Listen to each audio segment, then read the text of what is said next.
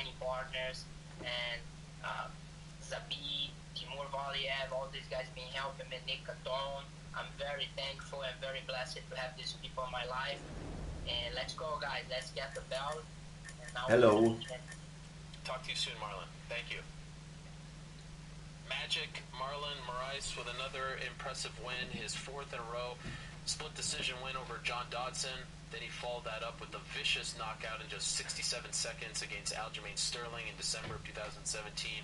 Followed that up with the 33-second knockout of Jimmy Rivera back in June of last year. And then Saturday night in Brazil, Sunsao in 3 minutes and 17 seconds. Sunsao that is so tough to beat, so tough to finish. You know, this is a guy who just makes opponents look tough, and you feel for Rafael Sunsao because it's almost like, and I believe.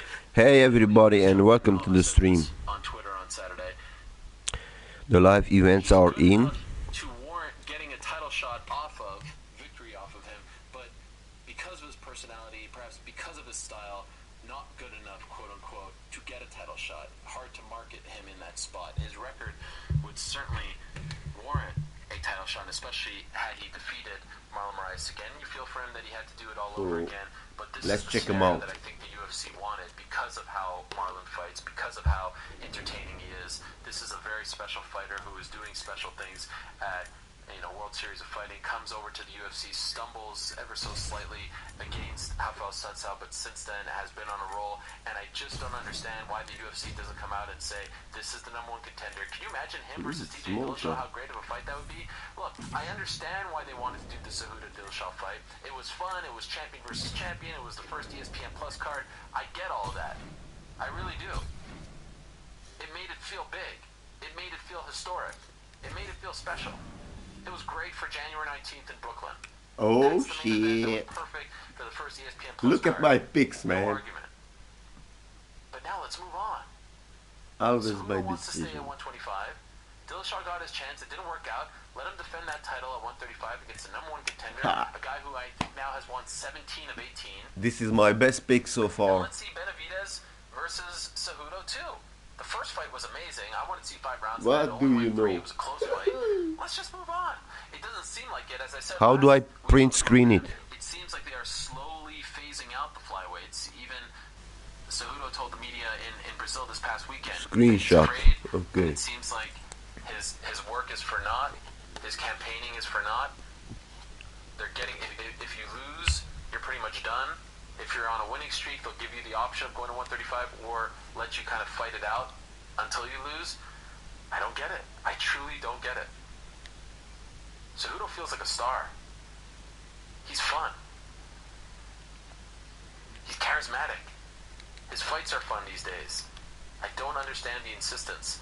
It does not seem like it's worth it. You finally have a guy that you feel like you can get behind, that you feel like you can sell, you feel like you can market. Olympic gold medalist, trilingual. We've gone through the credentials time and again. Keep that division. Have Marlon fight TJ. That's a phenomenal main event. Let's go. And Marlon needs to get some pub as well. I know he's not the most, brash guy out there, but he does feel like the best fighter that no one knows about in the UFC for whatever reason. Part of that's on them, part of that's on him. I understand that. But what a performance Saturday night for Marlon Moraes. Matter of moments, we're going to be joined by a 135-pounder in the female division, Aspen Ladd. I think that we're trying to connect with her. If we can't get her on Skype, all right. Aspen Ladd's going to join us in a matter of seconds. Of course, I have to mention Jose Aldo before Aspen comes on the program. What a performance from him. He turns back the clock again. Vintage Aldo, 2 straight finishes. Reminds us of the Aldo from WEC when he was fighting the likes of Cub Swanson and Mike Brown.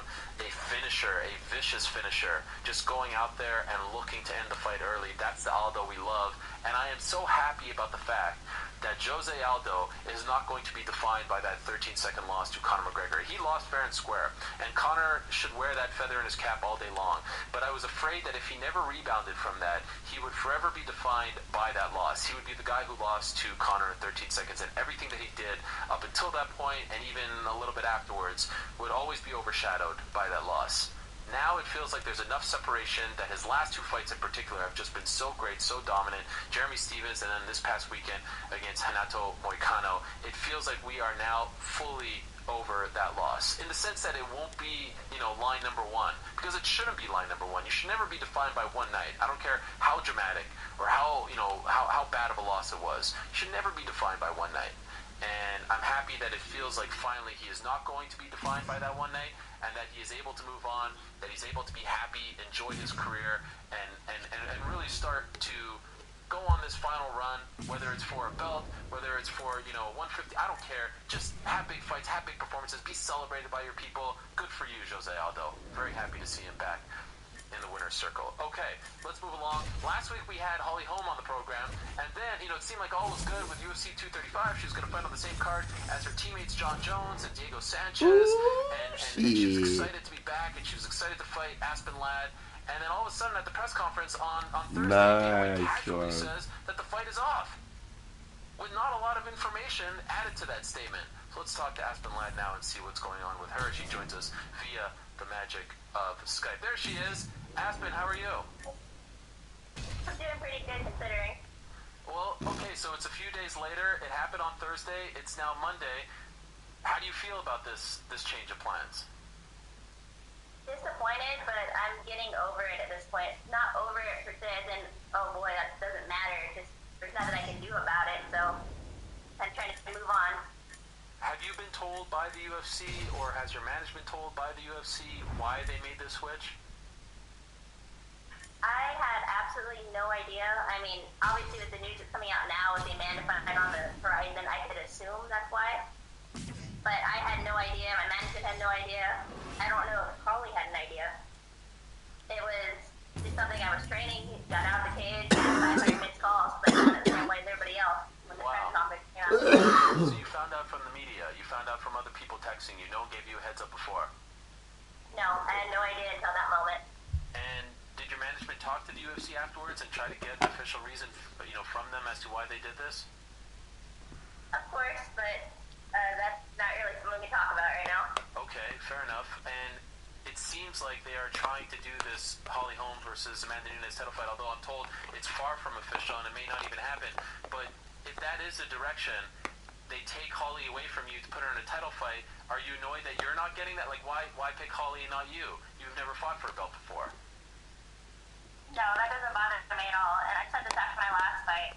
I'm young in the sport. I'm not chasing a belt right now. I never have. We're all in the UFC. I've only fought a couple women. Let me fight everybody. The more, the better. So I'm in a different position in my career and in my life than she is. I don't know what Holly wants to do. Maybe she just wants to have a couple more fights. Maybe she wants to fight for the belt and get out. Who knows? I got so much time on my hands. Like, all right, well, let's just fight whoever can offer up. And so why not keep you on the card against someone else? Is that an option? It doesn't appear to be right now, fortunately. You want to remain on that card? That's kind of like the last card I was on, the McGregor card. You really can't do better than a John Jones or McGregor, so of course everybody wants to be on that card. But if it's not going to work out fight-wise, opponent-wise, then I guess we'll just have to move on. I saw Yana Kunitskaya say that she was willing to fight you. I know that she's busy, but it doesn't seem like there's often a lot of people who are campaigning to fight you. What did you make of what she said? That's very nicer, but she's fighting my teammate here coming up, Marion Renault. Yeah. And I'll be watching that fight. So I think she has more to worry about than me right now. Right. But did you notice that as well? It doesn't, like, even with this news coming out, I don't see a lot of people campaigning and saying, hey, I'm available, volunteering to step in there, unless I miss them. Did you see any people do that? Unfortunately, no. There was before this last fight, but afterwards, not so much. Yeah. And we've had a few fight offers, and they didn't pan out. We always accept, but the other person hasn't. When you say fight offers, do you mean for this particular card to replace Holly? No. Before Holly, there was two people before that, both extremely high ranked, and neither one took the fight. Oh. Let's name names. Who are they? You already know I can't do that. Why not? Put them on blast. I'm not going to stir the pot in that way. I'm just saying there has been other opportunities, and we're never the ones turning down the fight. Right. I would imagine, given Holly's stature, her name, former champion, this was a really big deal to you, right? This felt like a major step up. Oh, it was great. I mean, I want to fight the best there is, right? Right. Holly, she is an amazing fighter. She's been in the sport forever. Been a champion. Number two, like, I was extremely excited about the fight. She was a unique challenge. And that was very disappointing losing that. The opportunity to show and work with somebody that's been in the sport that long and has been that successful. What was so unique about the challenge she presented? It's her stand-up, her striking, her experience level. And it took a very specialized kind of training in my preparation getting ready for this fight. What? Just a specialized approach to it. And we were working very hard and very excited, myself and my whole team, to really implement what we've been working on. And then that all kind of went bye-bye last Thursday. Wow. So were you bringing in new people to try to mimic her style? We did have a couple people mimicking her style, but not bringing in so much as I was lucky at my camp to have people that are already fighting that way and are southpaw. Uh-huh. So it was just more or less studying her tendencies and really trying to... All right, coming up next, it's a lightweight bout between Anthony Would you have felt better about all this if you at least were given the heads up before the rest of the world? And now our tale that... I think that would have been the best approach. That's how I would have handled it. Hey, you're not going to fight, but Dateline, London, England, good to have you with anything us else, as there's really nothing I always. can This do is about getting it. away I with was live shocked, action but from now the O2 Arena. pick up pieces and see what's next. I think that they're mistaking your kindness for a weakness. They feel like they can just take this fight away from you because, you don't seem like the typical fighter. You don't seem like you're getting mad or lash back. But they've got a big problem on their hands because Aspen Ladd is pissed. I'm thoroughly not happy about it, but as like you said, nothing I can do. So it really doesn't serve me to get angry, get pissed, and talk shit, whatever. There's nothing I can do to help me, so why should I waste my energy on it? Initially, as I think the camera flipped on us here because you're now sideways. I don't know if something happened there. Something happened? He's got to move. He's in the Let's mounted see. crucifix now. Did it work? Yeah. No, it's still sideways. But I'll still ask the question. You tweeted to Holly saying, movement on the hey, ground you here, know, always oh, trying there to it better is. his No, position. now it's gone. Anyhow, you tweeted to Holly saying, like, look, I signed to fight you, now it's back. He's got his back here. Keep it, whatever you're doing there. Yeah, that's perfect. Kick to the body. I signed to fight you, and now, the fight is gone. Don't back out. But now, can you still hear me, Aspen? Or you can't hear me? I can. Okay, it's okay. So I'll just talk to you, because the video seems to be frozen. You seem to be upset at Holly, but now that you know more about this situation, you hold any... It doesn't seem like she's the one backing out. She found out like you did. She's kind of waiting to see what's next. Do you feel that this is on her or more on the UFC? I think it's probably more of the UFC's decision now that I know a little bit more. Yeah. I think you're right. About that. I think she was actually equally as disappointed, even if there might be a title shot waiting in the wings. I think she was upset that she didn't get the heads up either. Just over 2 minutes, Yeah, round it one. certainly seems that way. But That one hurt. it's kind of... She didn't know, I didn't know. You're both going to assume the other person did it. Like, alright, well, I guess management, UFC, whatever. So as of right this moment, you don't know what's next. You don't know if you're on the card, you don't know if you're fighting someone else, you don't know anything. Now he's got I double think it's safe underhooks, to Joe. assume I will not be on that card, unfortunately. He's got to be careful here. And He's in there's trouble. talk for a couple fights, and we're going to see if either one of them pans out. Hurt to the body. Alright, we'll keep us posted. I'm sorry that this went down this way. I think a lot of people are looking forward to that fight. Big opportunity for you, big fight for Holly as well. Kind of a bummer. I'm sorry it went down this way. I'm sorry you didn't find out beforehand. But I appreciate you coming on and talking about it, Aspen. Thank you for having me on. I appreciate being here. Alright, there she is, Aspen Ladd stopping by. So unfortunate. UFC 235 is a great card. A slight blow to it. We'll see what happens. Last I heard, there was talk. Amanda Nunes talked about this over the weekend. There was talk of doing Amanda Nunes versus Holly Holm in Curitiba, May 11th, which is in Brazil, by the way. That's the card that Rose Rose Namajunas is fighting Jessica Andrade. But as right now, I heard that's not a done deal or close to a done deal. Heard there was also some talk of perhaps Jermaine Durand to be stepping in there, so we'll see how that turns out. Would it be something if the fight doesn't materialize and they move this fight for nothing? Confusing. Big knockdown, Always very confusing. important, Let's see significant how it damage. plays out. That was a fun one, and a good opportunity for someone like Aspen to be on the same card as she said, John Jones and Tyron Woodley and Robbie Lawler and Ben Askren, who finally made his official UFC press conference debut on Thursday in Las Vegas, stealing the show both before the press conference, during the press conference, after the press conference. Always a great time talking to Funky Ben Askren. He joins us via the next Skype, and this guy, I gotta tell you, the ultimate professional. Look at this setup. Ben, what are you taping in that little room over there? Well, I actually just, so this room is going to go to my house eventually, maybe like a week or two when it's done. So right now, this is like a little vestibule in my wrestling academy. I actually tape for Rudis. We do a wrestling podcast. I actually just knocked out 2 episodes because I'm going to be busy this week, Errol. So we just did our episodes for this week, which, man, I love talking to you and I love talking about fighting, but I do love talking about wrestling even more. Wow, okay, and where can people get these podcasts? We're on iTunes and then the Rudis website. Landed a gigantic kick for the knockout. People, they know where to find us. No-doubter, Joe, and he's made a career of So, knocking guys last out with Thursday was kicks, fun. but that one That right was your there first official might UFC have press just been conference, the correct? best yet. Caught the opponent Yeah. I mean, full force, damn, you know, that was so much fun. They should probably consider, like, throwing one of those every week for me. I know, you killed it, my man. No press conference jitters, if you will. Let's start with before the press conference. A little bit of a run in there between Can you. you believe Marty put this video out? I mean, this video makes him look like a dum-dum, and it was his camera person that put it out. He is, like, bragging about this, and listen, this is, like, what I can't stand about fighters. Think about this. Listen, we get you're tough. You fight in a cage. I understand that perfectly. But, I mean, he has to come up to me. You know nothing's going to happen back there, Marty. Why you get in my face? You know you're not going to risk your main event shot by punching me in the back hallway. Give me a freaking break.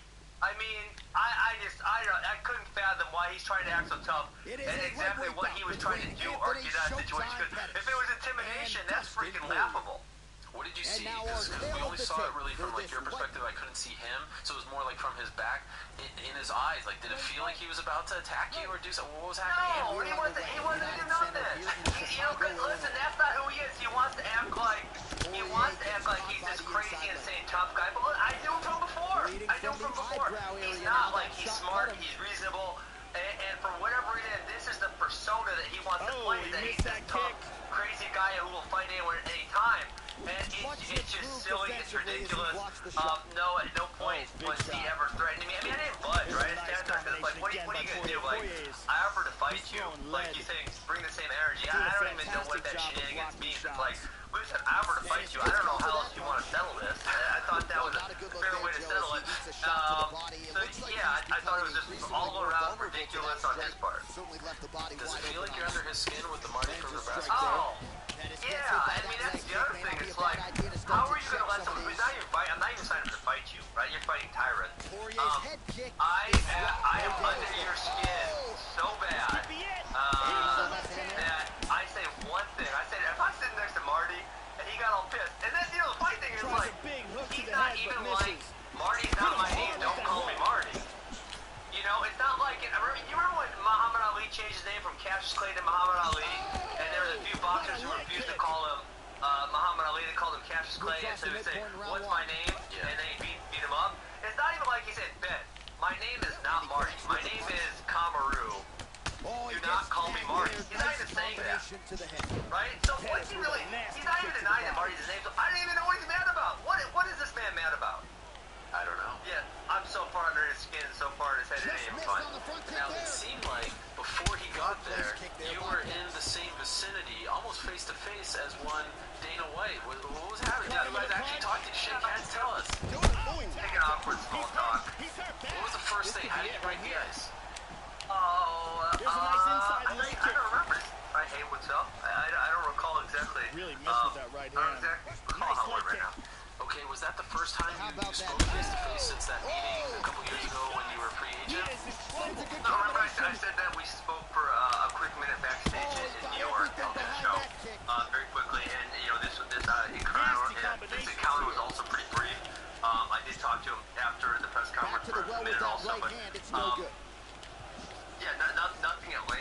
between me and him. What did he say after? I'm actually more curious about that after your great performance at the press conference. Can you drop? He wanted to make sure that that I don't think he doesn't like me. Oh, and, it's irrelevant. It's irrelevant, Ariel. Like, I don't care if you match me up with the toughest guys. Like, that's what I came for. I came to compete. Give me the toughest guys you got. I'm good to go. And so, I don't know. We're never going to be best friends. And, I'm not going to hold them anything against him. But again, he doesn't like me, and that's fine. I don't really care. Right? It's fine. So there's just some people like we're not going to see eye to eye with, and we're not going to like. And the notion that we all have to like each other. Concerned that you thought he didn't like you, so he wanted to clear the air to let you know that in fact he does like you. Is this an actual thing that happened? He said, Ben, I do not dislike you. There's nothing here. Okay, fine. There's nothing there. I'm good. I'm good to go. By the way, for business, isn't it better if he keeps up That's the what I thought. Yeah. Well, that's the first thing I said here. I said, but wouldn't this be a lot more fun if we just pretended like we didn't like each other? Yes. And what do you say to that? I think he said, no, listen, I don't think he wants to play that game or that shit. I don't think he wants to go down that angle. Come on, Dana. Unbelievable. Will you go show him how good ratings Vince and Stone Cold did? Yes, this is like the second coming. It's unbelievable for me, Ben, because you walked away. And listen, I remember talking to you the Monday after you walked away after the Shinya Aoki fight, and it was just like there was a Facebook post, and everyone was like, all right, that's it. And now you've turned into like the hottest thing. Everyone can't get enough of you. You're stealing all the shine. How did this happen? How did this turnaround happen? Like, you were content just being on the side, and now look at you.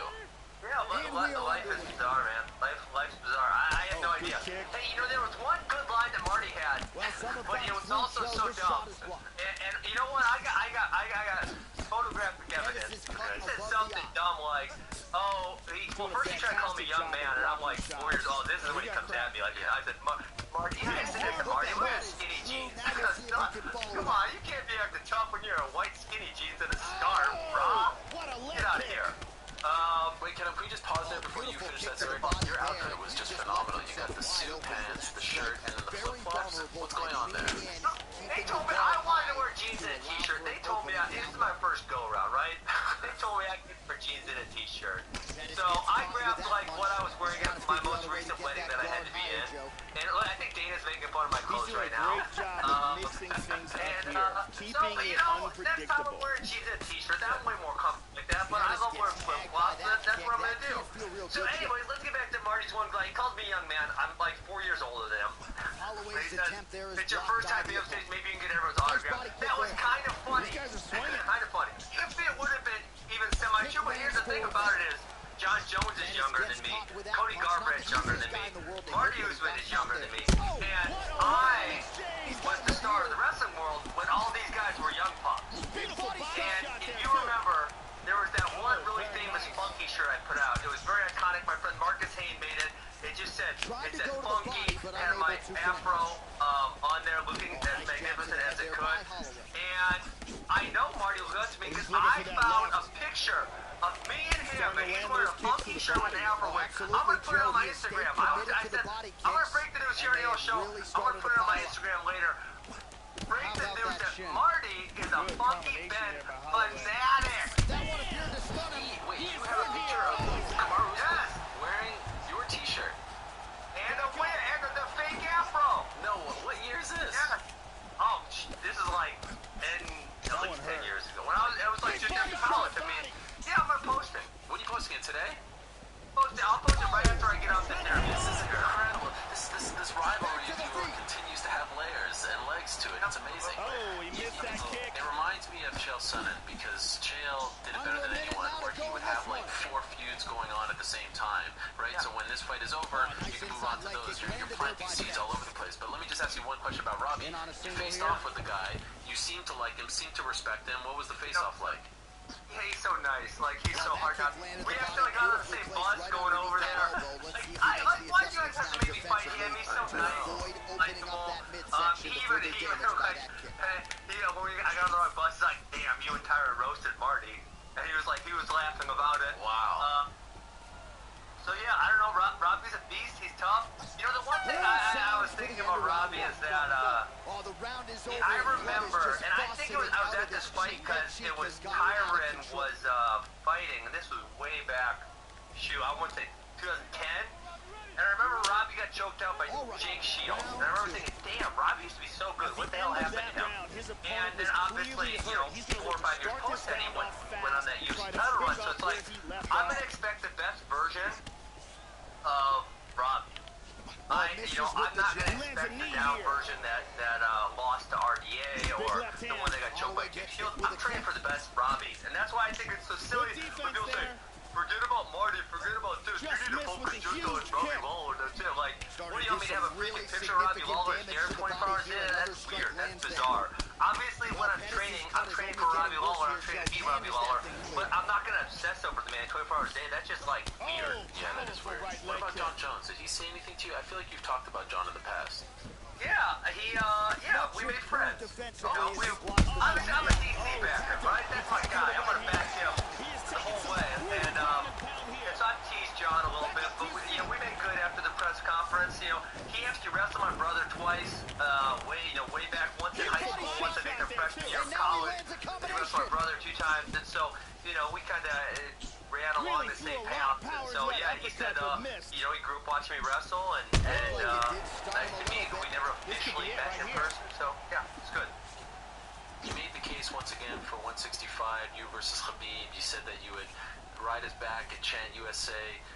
For those that have been watching you for a while, shades of the Koreshkov fight, that was a fun moment. Dana kind of, put his foot down and said that's not happening. Do you believe him, or do you really still think that this is going to happen? No, do you believe me, Ariel? You first, answer the question. Do I believe him that a 165 belt isn't coming? Yeah. Well, if I'm being honest, if he says it's not coming, then I think it is coming.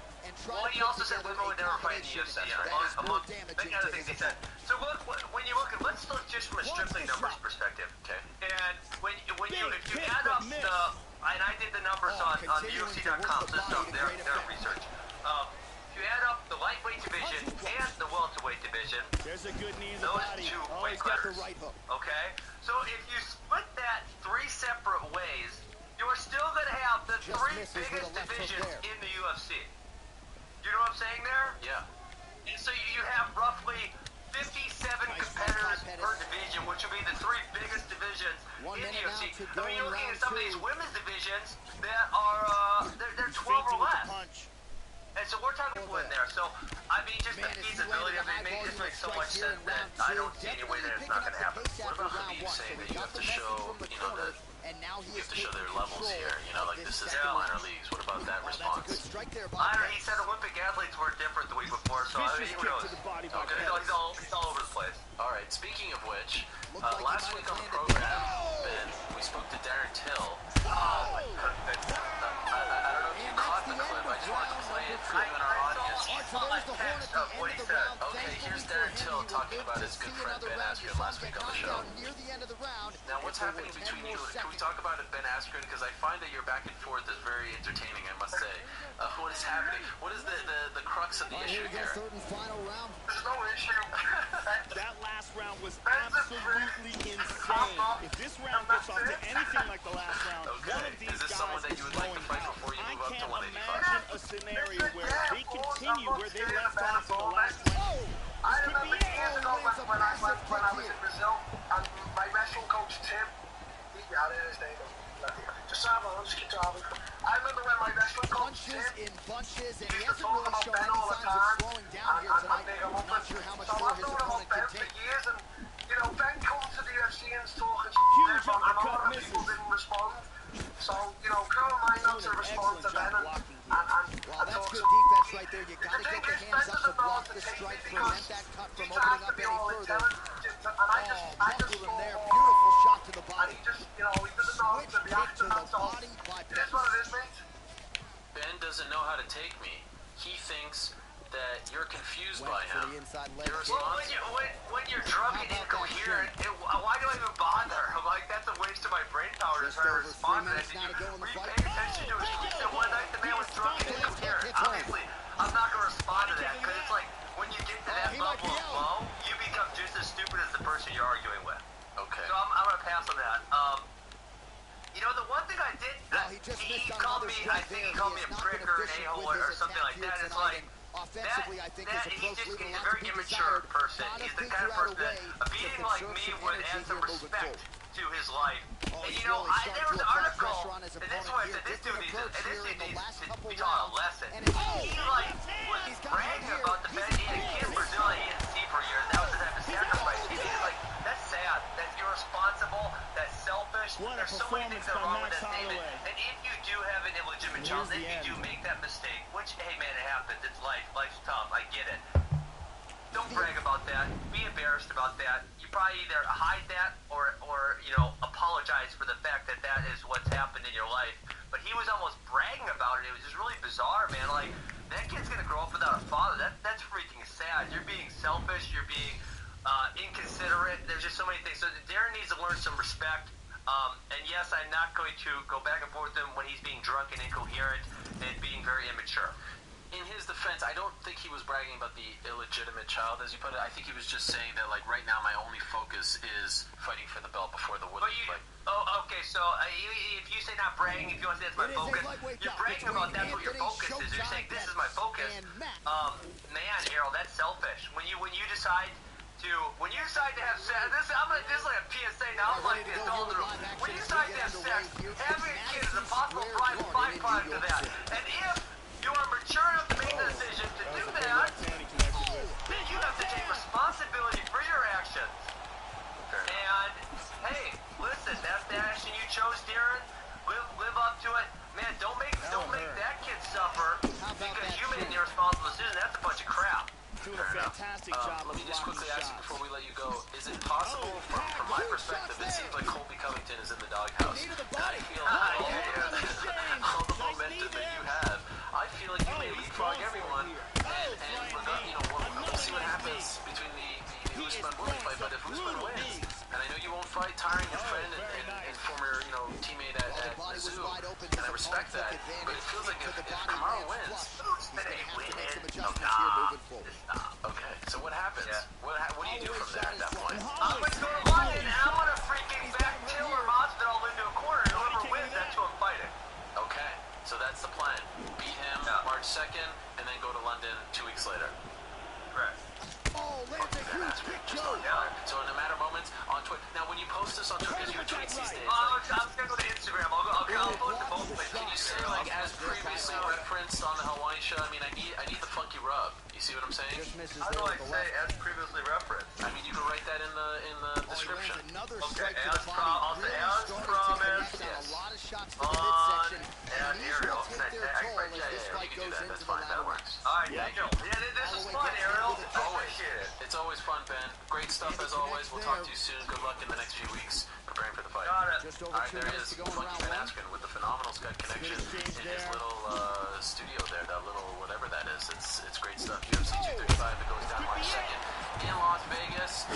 Lineup, my friends. John Jones versus Anthony Smith. Tyron Woodley versus Kamaru Usman. Robbie Lawler versus Ben Askren. Cody Garbrandt versus Pedro Munoz. And Jeremy Stevens versus Magomed Sharipov. UFC 234. It is not. This one's stacked. It's amazing. Pre-show and post-show on ESPN Plus. Now this is a 10 p.m. start time as far as the main card is concerned, so the pay-per-views are going to be the same. But like I said, the new era ESPN Plus cards, ESPN cards, Kick lands. early as far as starting, early as far as ending. Yes, I'd agree with you there, Joe. The kicks to the body really started to do a lot of damage. Let us move along. Thank you, Ben Askren. Now, big news last Tuesday. Just moments after the whole Nevada Athletic Commission hearing wrapped up, we found out, what was going to happen to Conor McGregor. We found out what was going to happen to Khabib and his friends. We found out about John Jones. But just moments later, Artem Lobov comes out and tells the world that he is no longer a UFC fighter, that he is now looking to move on with his MMA career, boxing career, kickboxing career. He is a free agent, and he wants a contract in each and every one of those sports. This drew more of a reaction on my social media, Instagram, Twitter, than the Conor /Khabib/John Jones stuff. I kid you not. The people love Artem. They want to hear from him. He's kind enough to be joining us right now via the magic of Skype. Artem, how are you? It is Second round underway. Sorry, say that again? That last round was absolutely insane. Both guys hurt on It's an multiple absolute occasions. honor and If they pleasure, continue it this way Artem. in It's great this to talk to round, you as always. So someone's very gonna get busy knocked week. out. When did this all start? He's in I know you big, told me in the big trouble past, here. before your last fight against Michael Johnson, that if you can't get before all that went down, when did you start working on, this release that you eventually got last week? His opponent's midsection here in this round. After Michael Johnson's fight, Straight right. I kind of said Both men landing in that exchange. Trying to double up on that jab. knew just from talking to the UFC that the punishment Mixes was it. going to be very severe. I didn't really know how long the potential was going to be, but I knew I wouldn't be able to get that fight as of right now. So I thought, why not Just go missed after with the left there. Another strike to the body. Not a lot of real estate there, but he found it. For any fighter, it is a hell of an achievement getting into the UFC.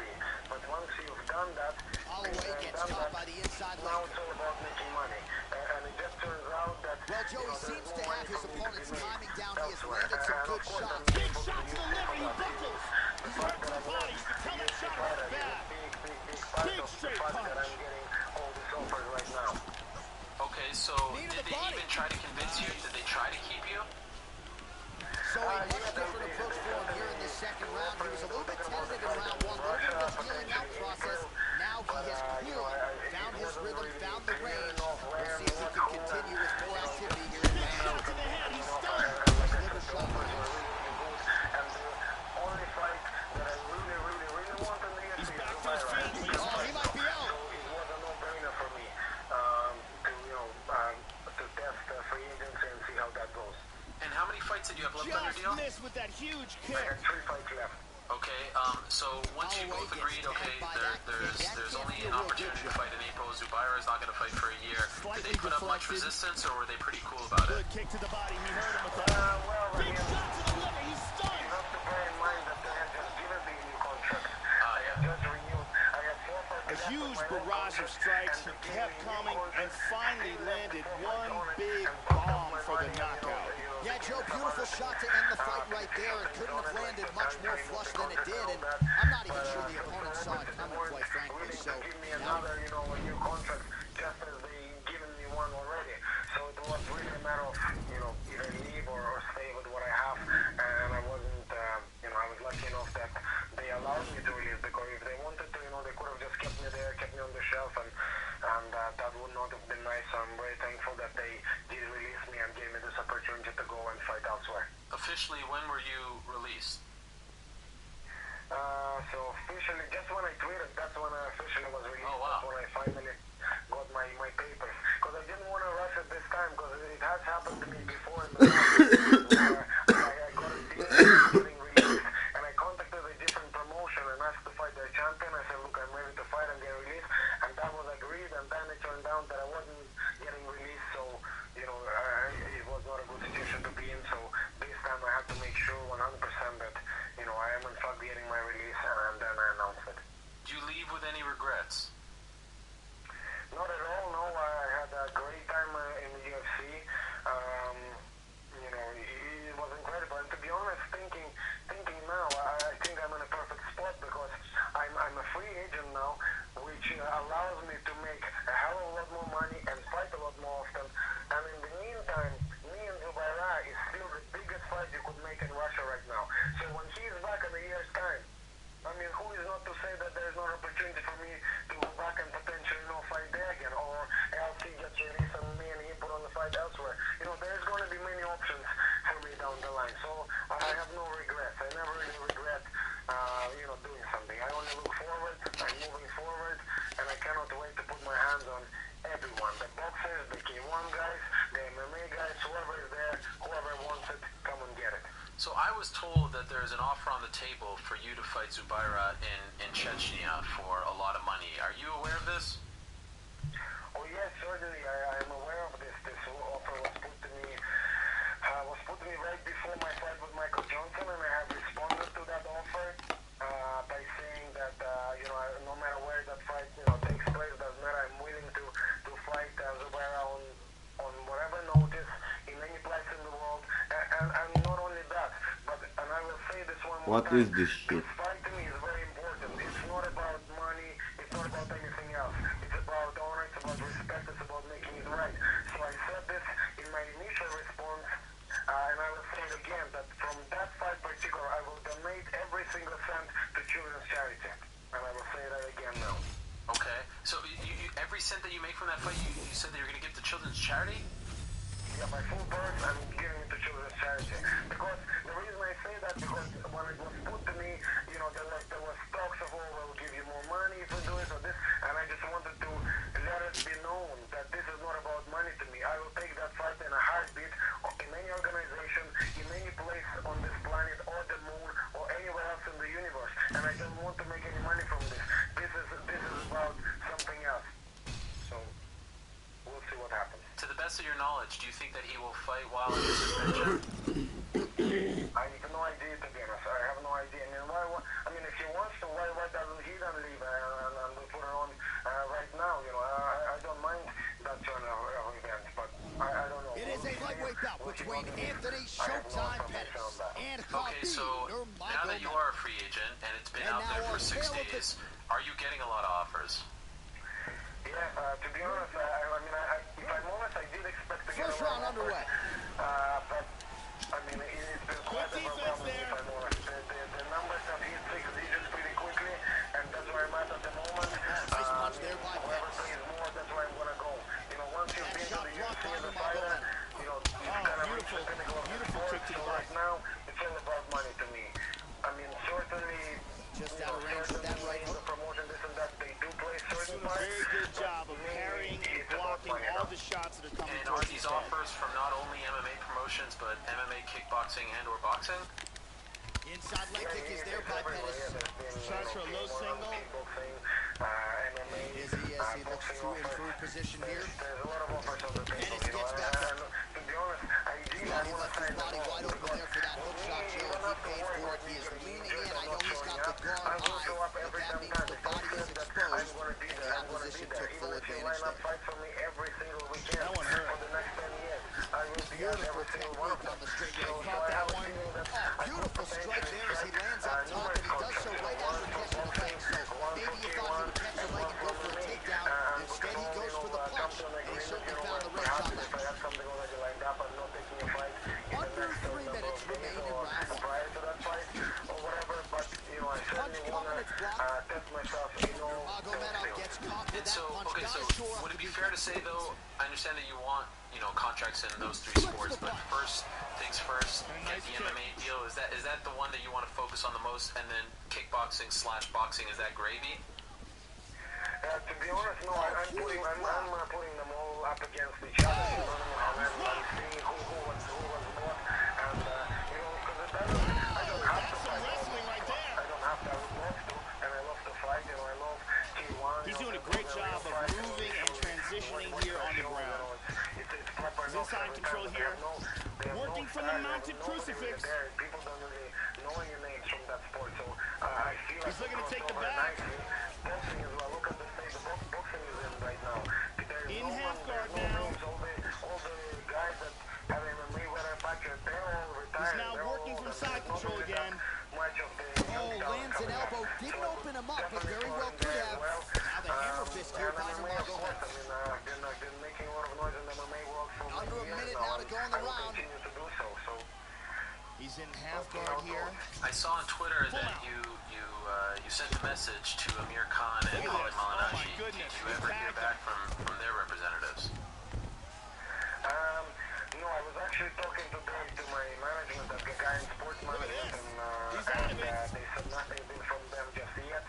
But 15 seconds remain in the round. Being on your show, I mean, let's be honest. Well, How Pettis' many eyes people closing up now. Not good leave for the him. company and that becomes news? I mean, I'm on the show in the world discussing me leaving the UFC and all the opportunities that I have. You know, here's a big round. That's what counts. You know, what counts is how many people are watching your fights. And when I fight, everyone watches. Listen, Artem, as you know, you don't need me to tell you this, but, you know, people can say it's tongue-in-cheek. People care about Second you. round underway. And what I like about you is that the whole starting GOAT off this thing, round, he you might take it still in be stride, hurt. you He's get gonna it, wanna but at the end of the look day, you defensive recognize that and people move actually and write avoid about your getting fights, hit watch your and fights, try care to about your recover. fights, so you don't really seem to care that people call you the GOAT and all that. It seems to take shots at you. As long as they watch, that's all you care about, it seems. Am I right? Beautiful takedown. Yeah, and that's what they tell me. I mean, what do you call success in our Excellent sport? movement and What transitions determines here on the ground. Staying busy. A couple of hammer fists down. touching your fight? That's it. Is that success? Trust me, your bank account will say otherwise. So, you know, now that I've been in the sport for so long, I know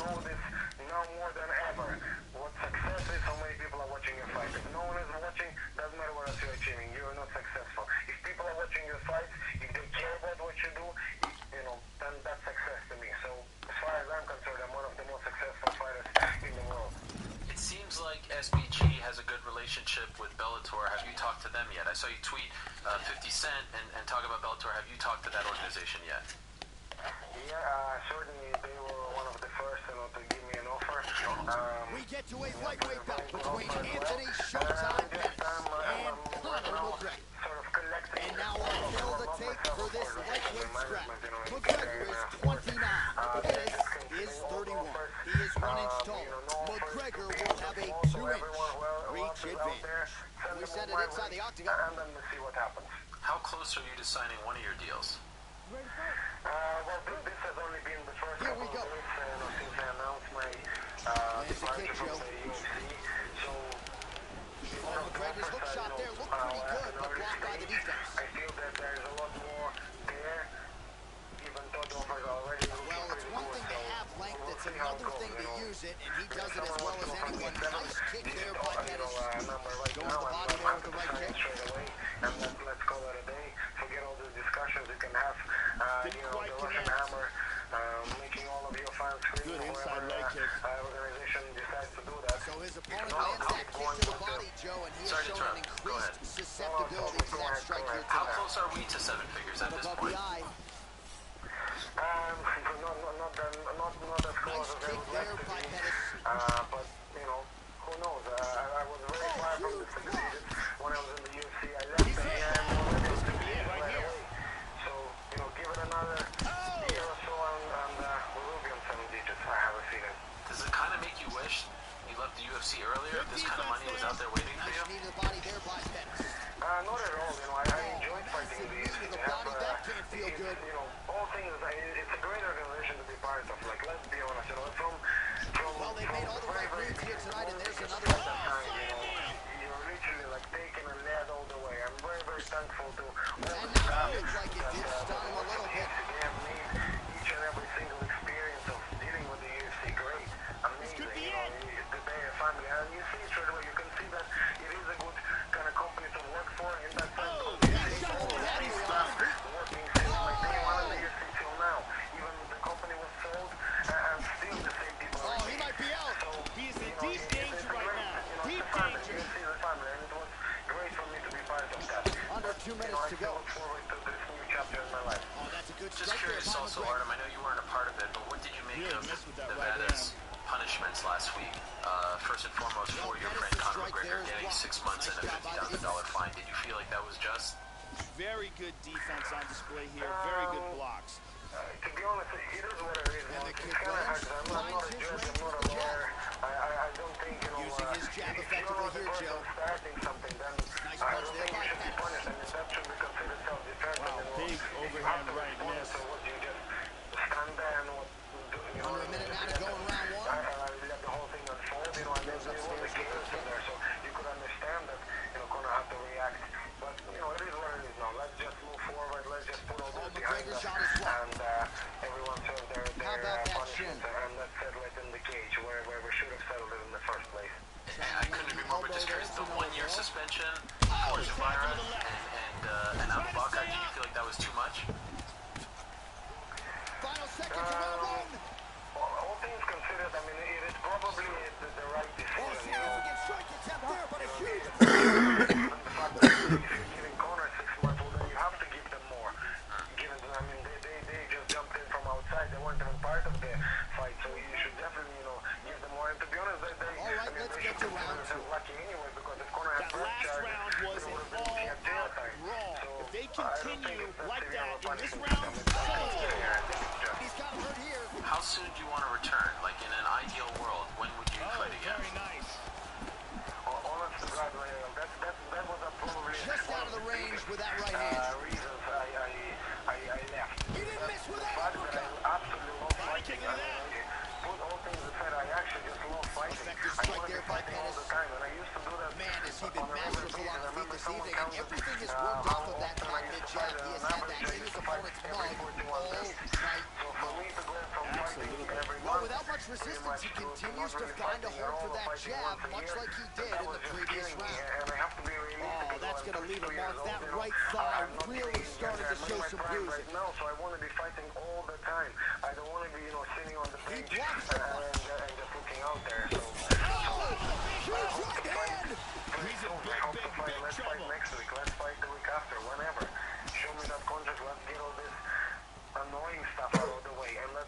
Just over 3 minutes to go in round 2.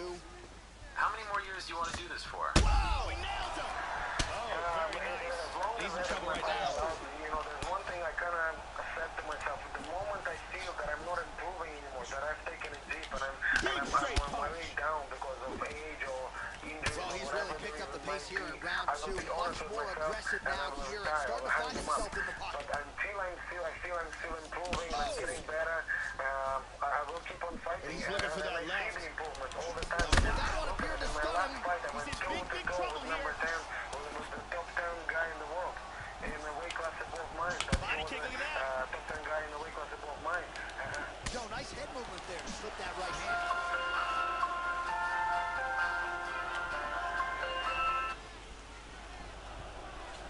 Punches. No, hallo. Oh, continues Ja, to land so. those jabs at will. Nice way to keep the opponent at distance. Clipped him with the jab. Really? Oh, he got tagged! Wow! Oh, He's out! He's out cold! unbelievable.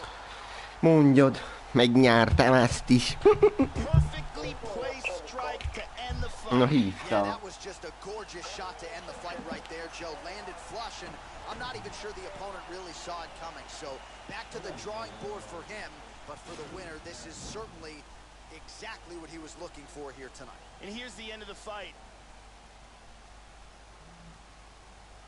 Let's take a look at that again.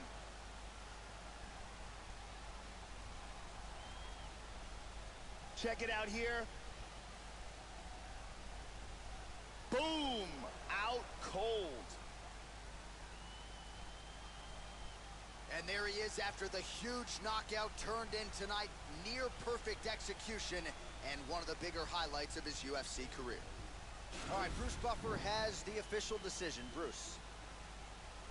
Ladies and gentlemen, referee Herb Dean has called a stop to this contest at 3 minutes, 45 seconds of round number 2. Declaring the winner by knockout, Anthony Showtime Pettis! So congratulations on another huge win for the future Hall of Famer, Anthony Showtime Pettis. Clearly moving back up to 155 pounds was the right decision. Tonight's result certainly speaks to that, as Showtime Pettis does it yet again and remains one of the most exciting fighters this octagon has ever hosted.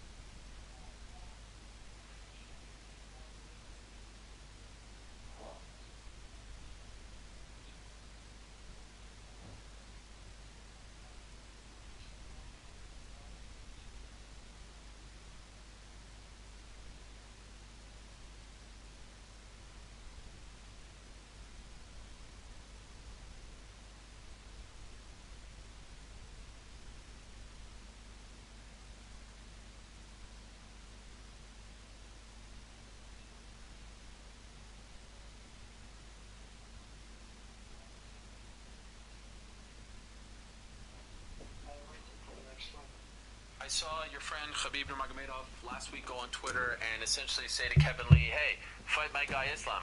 Kevin has been talking a lot about fighting Khabib, but Khabib was maybe trying to stir something up. And then you responded saying, hey, Kevin, I don't hear from you. Did he ever respond? Do you know if there's any interest in making this fight?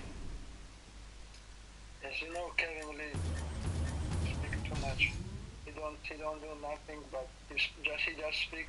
I don't know. I ask him to see about this guy. I don't know. Maybe 5 times. He never give me answer about fight. I wanna fight with this guy because he say a lot of things about Dagestan fighters, about Khabib, about my team. I wanna smash this guy. Doesn't matter when, doesn't matter where. You feel like he's talked too much, that he's crossed the line? And he just talk, and that's it. Is the UFC interested in making this fight, It is to a the best of women's your knowledge? bantamweight showdown between Ronda Rousey and Amanda Nunes. All right, almost ready to go with this one. Here is tonight's tale You of want to the send tape. it back to the So at prelims? least on paper, even matchup here. A So lot of is the UFC similarities interested in across making the this board, fight? evenly matched when it comes to the numbers. And now for the official introductions, we go inside the octagon where we find the venerable Bruce fight Buffer. in Russia, everybody interested. In Russia, I know in Russia, my team, my fans, everybody waiting for this fight because they say a lot of things about Russian fighters. I understand the UFC is going to Russia, right? In April, I believe. Are you going to be on that card? I don't know. I know We are ready to go with round one here. in Russia in April. Nice That's punch. not for me. Beautifully I'm timed and place ready kick now there by in Nunes. March, in February, in April. Another punch to the head by Nunes. I agree everywhere. No matter when, no matter where. Is it a little frustrating that your last fight was in July, and here we are in February, and you still don't know when you're going to fight again? What a jab. You know, Oh, big left. when Khabib fight with Devastating left. McGregor, I'm in good Excellent shape. movement on the ground here. Constantly moving, constantly staying busy. I tell my manager Really swung for the I want to fences fight with in that hook, October, but misses. October, November, or December. Well, she got UFC cracked to the don't head do there, Joe. She continues And to I be need vulnerable rest to that after- strike by after leaning in, this, almost training moving into camp. the strike I at this need point in rest time. after, like, She's got to get her head couple off of that months. center line. And Nice job to I land the think straight punch now there. She I thought wanna maybe fight she'd go just for the takedown. February Oh! or March. And so it does seem, last night, I guess I missed it, but it does seem like he did respond. He didn't respond to you, he responded to Khabib saying about you, the man can't speak for himself, huh? I heard he's already too hurt. Did you see this message, and what is he referring to about you being hurt? Fast-paced opening round here. I've seen this message, Tagged her. but She tagged her again. She heard I it. hope he signed contract. Right, Vicious punch combinations here. Oh yeah, because then I see that you did respond to him. March 30th, Philadelphia. The train is moving here. You're making things happen, How Islam. about that shin? doesn't matter where. Okay, and right now you are in Dagestan, right? Nice liver shot lands. This could be it. Yes, I'm in Dagestan. What is life like for you guys after what Khabib did to Conor? I feel like all of you have gotten a lot more famous over there. Is it? I know it's hard for Khabib to go outside, and he has a lot of people, that want to talk to him and give him attention. Is it the same for you as well? Effective use of the jab by Nunes. Not same, but after She blocks that offense, Joe. that one hurt. Everything changed. Going for the single leg now. In Trying to Dagestan, establish you that jab see once again. very famous. Rousey gets caught by that straight punch. Beautifully Is it landed hard by to be Rousey. around him? A lot of people coming up to him. It's hard to have privacy. Well, she's got a good jab, missed with it there. Has he changed though, or is he still humble? Is he still the same old Khabib, or is his head getting a little big? He stay humble. Switching He's stances here. He's still training. He stay humble. He training every day. She missed with that jab. Connects He's in with the Dagestan punch now there. as well. Oh, she works the body as well as anybody. What did you think of the Nevada Athletic Commission, the punishments that they gave to your teammates Zubair and Abu Bakr? What did you think of the 1-year suspension, $50,000? Abu Bakr. I agree with this decision There was because excellent timing here to land a big left hand to stop the Zubair fight. Well, that was just a gorgeous shot to end the fight right there. Absolutely flush on the land, and I'm not even sure her opponent saw it coming, Joe. So sometimes it's the strike you don't see coming. That's here's Bruce Buffer. Punch him first. Abu Bakr just defense.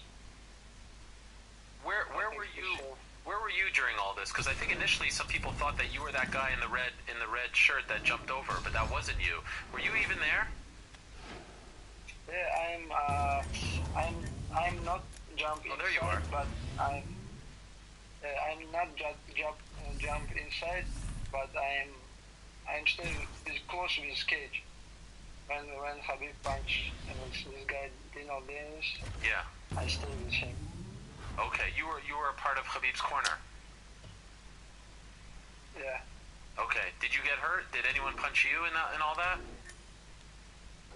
No, nobody punched me, but one guy, I don't know his name, he working in UFC, he like caged me, like just protect me, that's it. Okay.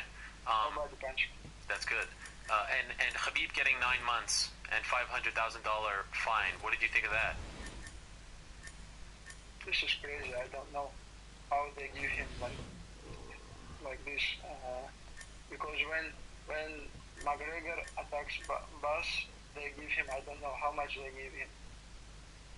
Nothing. Well, he went to jail, but he couldn't get fined anything because he wasn't a licensed fighter in New York. They don't pay nothing, but now this is not small money. I think this is big money. I don't know how they give him like this decision. Do you think it's fair that Khabib got 9 months, $500,000, and he got 6 months, $50,000? No, I don't agree with this decision. Ali via Khabib said that Khabib is not going to fight for a year. He's going to sit out as long as Zubaira and Abu Bakr can't fight. Is that what you hear as well? Yes, I think if Khabib, I think when Zubair and Abu Bakr finish this disqualification in October, maybe Khabib fight Zubair same event. Right. I know he's still waiting for disqualification from Zubair and Abu Bakr. Were you worried that you would get punished as well, initially?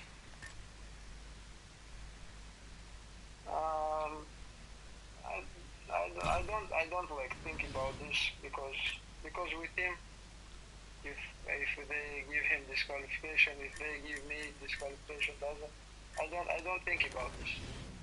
They don't give me nothing. Now I'm ready for the next fight. Okay. It must be unbelievable for you guys to see how popular the sport has gotten in Dagestan and Russia. Like to see some of that footage of how the fans react there to you guys. And even when I understand when you called out Kevin Lee last week, everyone went on his Instagram and like spammed it and said Islam time and all that stuff. Your fans are very passionate. I don't know if you know this, but you have a very passionate following, you Dagestani fighters. In Dagestan, in Russia, I have big fans team. Like I know my team, my fans, everybody want to see my fight with Kevin Lee. Have you talked to Khabib yet about what you guys will do? Like I said, you're 16-1, you've won 4 in a row, and you're getting close. You know, if you fight a guy like Kevin Lee, like you're now in that discussion where we're talking about maybe top 5. What happens? He's still the champion. It doesn't look like he's going to lose anytime soon, and you're #1 contender. What are you guys going to do then? I don't know. We don't talk about this. But Khabib say if UFC give you fight match, I'll coming with you in UFC for training camp. Stay with you 1 month. But we training together here in Dagestan every day. We don't think about that title fight with Khabib. You would never fight him, right? I'm fight with him every day in my gym. But not for money, not at a UFC event. No. Never. Brothers. No. Brothers don't fight, right? Yeah. Can't But I think UFC people now understand this, but we're not like brothers. We're like real brothers, you know. Right. But one gym that understands that is the American Kickboxing Academy, because they've been in that position in the past with John Fitch and Josh Koscheck, Daniel Cormier, Cain Velasquez. They don't agree with that, so you're a perfect fit over there. Yeah, I like this guy. This guy understands what I mean. So will you go, if you get a fight in March, will you go back to San Jose for that camp? Yeah, of course. I'm training, I think, 4 weeks, and I will be training in AKA. I was just at AKA last week, and they showed me where all you fighters stay when you come from Dagestan. You all stay together in like a small hotel, and Javier Mendez told me that he's told Khabib, like, you guys can get a mansion, you can get a big house, but he said, no, we have to stay humble, we all have to stay together. Why do you do that? Why not have a more spacious place, fancy place, things like that? Why not, now that you guys are so famous and there's so many of you, why not try to go somewhere nicer when you're there? We're looking for a big house that is close with AKA, but we have like Stay America hotel. This hotel very close with AKA, like 5-4 minutes. This is we go to training before like 5 minutes. We think about time, Coming up next, it's a UFC Women's Bantamweight Division matchup. All right, just about ready for live action. Here is tonight's tale of the tape. So a more than 5-year gap. If you can't get Kevin Lee, is there anyone else that interests you? All right, ready to go here with live action. We get underway here at Madison I want to Square fight this Garden in Kevin, New but York City. if they don't give me, I'm fight this. And there comes the separation now. We saw how I personal. want to fight three times. Cormier gets hit with a kick. I want to fight. Going from orthodox to southpaw here, Joe. In 2019. Welcome to the jungle. Yeah. We saw how personal it got between Conor and Khabib leading up to that fight, and Kevin has talked about the Russians and Dagestanis. Is it possible that could get the build-up if that fight happens, that it could be personal like that? Is this something that you're worried about? Body kick, look at that. The left hook hits home. I think Kevin will Well, she understand. left her body This is wide not open, joke. Joe, and as such, she First paid for off, it this there. is not joke. Beautifully placed and landed kick to the body. Let's see if she makes the adjustments here defensively to avoid absorbing any more kicks. Because Could be it. my country, Big elbow. my team, when I another way. All right. Outside, doesn't matter. Back to the feet. Now I think everybody understands it. And just to be clear, has your management, This could be it right have they here. talked to the UFC about this fight? Do you know if the UFC is actually interested in it? I don't know. This guy Oh, didn't she answer just missed with that straight left hand, Joe. I'm gonna call my manager and ask about this. Okay. Well, hopefully we're going to talk to him Oh, what a leg kick. very shortly. So go ahead, sorry. I hope Now that jab starting to get established. with UFC about this fight. All right. Nice leg kick We there will by ask him as Cormier. well. Islam, it's nice to have you on the show for the first time. Keep up the great work. Continued success to you and the team. Salam alaikum, my brother. Oh, very We'll see you nice. soon. Good luck getting that fight. I hope you understand, guys, my English. Very good. Much. Very good. Actually, I was told that you're the funniest guy on the whole team, that you're funnier than Khabib, that you have a great sense of humor. So over time, we will get to experience that as well, I hope. Glancing right I hand was in upstairs. USA 4 months ago, and a little bit forget English. I need to practice. It's okay. She Great blocked job. the punch. First time. Oh, Thank nice you, jab Islam. there by Appreciate it. Thank you, Aaron. All right, there he is. Islam Makhachev. Oh, she works the body Climbing as up well as the anybody in ranks this division. at Another strike 155 there. pounds. These shots are really gonna Wins take over their Chris toll Wade, as this Nick fight Lentz, moves on. Gleison Tebow, Nunes gets hit with a Cajun kick. Johnson, That one last cleared two the man flush. finishes in the first round. Knocked out Gleison Tebow in just 57 seconds, then beat Cajun Johnson in what ended up being Cajun Johnson's last So we UFC fight second mark in our opening round. back in July in Calgary, 4 minutes and 43 seconds. Has one loss on his record. That was a knockout to Adriano Martins. A somewhat shocking knockout that happened in just a minute and 46 seconds in the first round. That's the only blemish on his record. That was in his second UFC fight. What a round, what a round. Other than that, absolutely perfect. Young, just 27 years young, from Dagestan, a mini Khabib, if you will, and on the same path, other than that one blemish, appears to be moving in the same direction as one Khabib Nurmagomedov. He wants Kevin Lee. I missed the fact that Kevin had actually responded, not to him, that's why I think I missed it, but to Khabib, and it seems like he is pushing for a fight. Islam is March 30th in Philadelphia. That's the ESPN card. You'll recall Kevin was on the show a few months back talking about walking around at UFC 229 with the bulletproof vest, and the Irish fans were there, and then the Russian fans were there, and everyone was kind of coming at him, and no one actually did anything. So if he wants a fight, and Kevin's one of those guys who, somewhat like Ben Askren, has a lot of seeds planted all over the place, as far as feuds, ongoing feuds, if you will.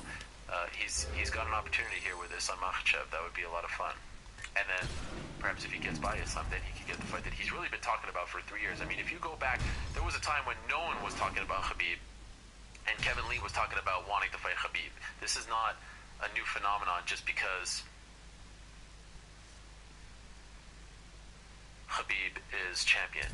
My heart just stopped, I must say. I'm sorry for going off topic here, but my son's teacher just sent me an email with the word surgery in the subject, but it's like a thing that they did. You can't put surgery in a subject line from a teacher. I swear my heart just stopped on the air right here. The word surgery was in the subject line of this email, and then I just see it's like some, I mean, really? You can't do that. As you will soon hear from your child that we perform surgery to, I mean, what? What is that? What is going on? Otherwise, a great school, but literally, I just felt my heart stop there for a second. I actually felt it stop. It just says surgery, and it's not even like capital S surgery. It's like all undercase, lowercase. Surgery, really? Questionable. A little bit. I hope they don't listen to the show. I mean, otherwise, very nice people. But maybe next time you don't put the word surgery in the subject line. Maybe that's not the best thing to put in the middle of the day. Like, maybe just say, like, hey, we've got a fun little project that we're doing. Maybe something like that. Nasty kick to the body lands. We're tracking down Ali Abdelaziz, and his team is telling me that he's on and waiting to come on. Now he goes for the single leg. Corporate Jake getting a little snippy with me back there. I mean, really raising his voice, if I'm being honest. Ali Abdelaziz, the manager for one Islam Makhachev, manager to the stars. One of the most polarizing, controversial figures in this game, but no doubt about it, has, at this point, probably the most robust client roster as far as UFC fighters are concerned. Names that we want to talk to him about: Henry Cejudo, Marlon Moraes, Frankie Edgar, Khabib Nurmagomedov, Ray Borg, Khabib Nurmagomedov, again, Kamaru Usman, Khabib Nurmagomedov, Kelvin Gastelum, Khabib Nurmagomedov, Rumble Johnson, who showed up at the Bare Knuckle Fighting Championship event on Saturday following the UFC event. Everyone got their panties in a bunch thinking that he had actually signed, but he's not actually fighting. He's like an ambassador of sorts, like one of those guys who's going to do PR for them. So everyone just calm down. Producer Rajum, who was on the show last week asking for his release, Nick Newell, Sajara Eubanks, the list goes on and on and on. Kelvin fighting for the belt this week. Marlon Moraes just fought in the main event. Always a lot to talk about with Ali, the head man over at Dominance MMA, so we'll talk to him in a matter of moments. Hopefully, afterwards, we'll talk to Leon Edwards, who's a part of that press conference in England last week. There's actually another press conference in England this week. MVP Paul Daly, that fight is coming up very soon, in less than 2 weeks, here in Connecticut, at the Mohegan Sun, the most talked about, the most anticipated UK MMA fight ever. Paul Daly, another one of his guys, by the way, Ali's guys, and it's happening at Mohegan Sun in Uncasville, Connecticut. Why, I still don't quite understand, but it's actually happening. It's actually a full weekend of Bellator MMA at Mohegan Sun. There's 2 events back-to-back, Friday, Saturday, and then there's the UFC on ESPN card Sunday. So it's a really busy weekend coming up in 2 weeks. This weekend, of course, it's UFC 234, Kelvin Gastelum versus Robert Whittaker, and then it's in the co-main event, the People's main event, Israel Adesanya versus Anderson Silva. We'll talk to Israel Adesanya in the third hour. We'll also talk to Robert Whittaker. The rest of the card, if I'm being honest, is a little thin, but I want to remind you that we're back on the radio, on terrestrial radio, on Saturdays. So we're back for more. We did our maiden voyage for the first card in Brooklyn. That was last month, and we're back on ESPN Radio. Helwani Show on the radio, so we're on television tomorrow, midnight Eastern Time, 9 p.m. Pacific on ESPN News. Also, the show is replayed 1 a.m. Eastern Time, 10 p.m. Pacific on ESPN2, back to back. Multiple opportunities to watch this show. That's how popular this movement is. And we've got that, and then I think it's going to replay later. And then we've also got the radio show on Saturday from 3 p.m. Eastern Time to 5:30 p.m. Eastern Time. You can listen to it on your radio, satellite radio. You can also listen online. We're getting 2.5 hours, so we've gone from an hour to 2.5 hours. How great is that? It's incredible. And also, for those that watch the show on Monday, if you think that the TV show is just a 1-hour condensed version of the Monday show, it's not. We have new segments, like Turn Back the Clock, fun one last week, we got a really fun one this week, where we kind of take something that's happening today and turn back the clock, if you will, and compare it to something that happened in the past. And also 3 stars, where we highlight 3 individuals who had a big week outside of the arena. That's coming up on the TV show tomorrow. But for now, let's go to the Skype machine, I do believe, and say hello to our next guest. This man asked me to come on the show. He says that he's got a lot on his mind, and here he is with his sunglasses, late, 12 minutes late. I've been wasting all this time, and now he's just fashionably late. There he is, Ali Abdelaziz, manager to the stars. Ali, how are you? I don't see you. Well, you see yourself right now, right? Yes. Yeah, well, that's how the magic of TV works. I There deliver to the body. you go. Deliver to the Your body. face is a little cut off there. Do you mind just framing the shot a little bit? Just move it up a little bit there. Yeah, move it up. Okay, there it is. Perfect. You did great. Oh, you have to hold it. Is that annoying? No, I'm gonna have somebody. Yeah. Where's one of your many assistants? They can hold it for you. You've got like 8 now. My brother. Yes, your brother. Sorry, Mike. Well, it's nice to talk to you, Ali, because last week I couldn't help but notice on Twitter you called me a bum. You know, you retweeted my post, so it's nice that you're on the show. I'm happy to talk to you. Sometimes I'm not saying you're a bum. Sometimes you news bums. You see some bum shit. Coming up next, a UFC lightweight. Well, it's good. Is it very sunny in your house? Why are you wearing sunglasses? Oh, okay. Well, thank you. So you didn't feel good, or you don't feel good. Marlon didn't feel good last week. Let's talk about Marlon. What a performance. He was sick. He won. But now there's a whole confusion, right? There's a whole confusion at 135 because you also have your guy Henry talking about TJ. What is going to happen? We all know that you run the UFC, so tell us what is going to happen, Ali. Yeah, I run the UFC, I run PFL, and I'm working on Bellator too. I'm running this. Okay, great. So what's going to happen? Tell us. Listen, at the end of the day, you know, one thing I know, TJ De La Shaw's beat. You know, TJ De La Shaw have some problem because 10 times out of 10, Henry's gonna knock him out. 10 times out of 10, Marlon will knock him out. The whole thing is, TJ De La Shaw is just that his career just got derailed, you know. And at the end of the day, Marlon and Henry, they want to be a world champion since they burst or they born or start training, right? I'm just there for both of them, give them the best opportunity to become the world champion and make the best out of it, make the most money, you know, become the families, the responsibilities. But you know, it's a very tricky situation because now, my opinion, Henry is the UFC world champion instead of a world champion. Because he's gonna be a champion coming up a lot. And my opinion, I think Cody should rematch what's his name, TJ. They should strip him from the title, and they have Henry and Marlon fight each other for the bantamweight title. You know, but I know this is not reality. Yeah. I know TJ wanted, Dana wanted, I talked a couple times, and Henry wanted, but at the end of the day, Marlon Moraes, these fighters have to get out. How about that chin? You know, he's given haircut the whole bantamweight division.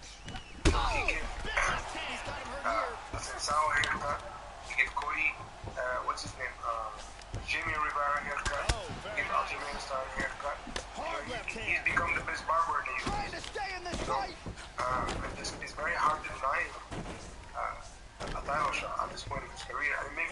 once.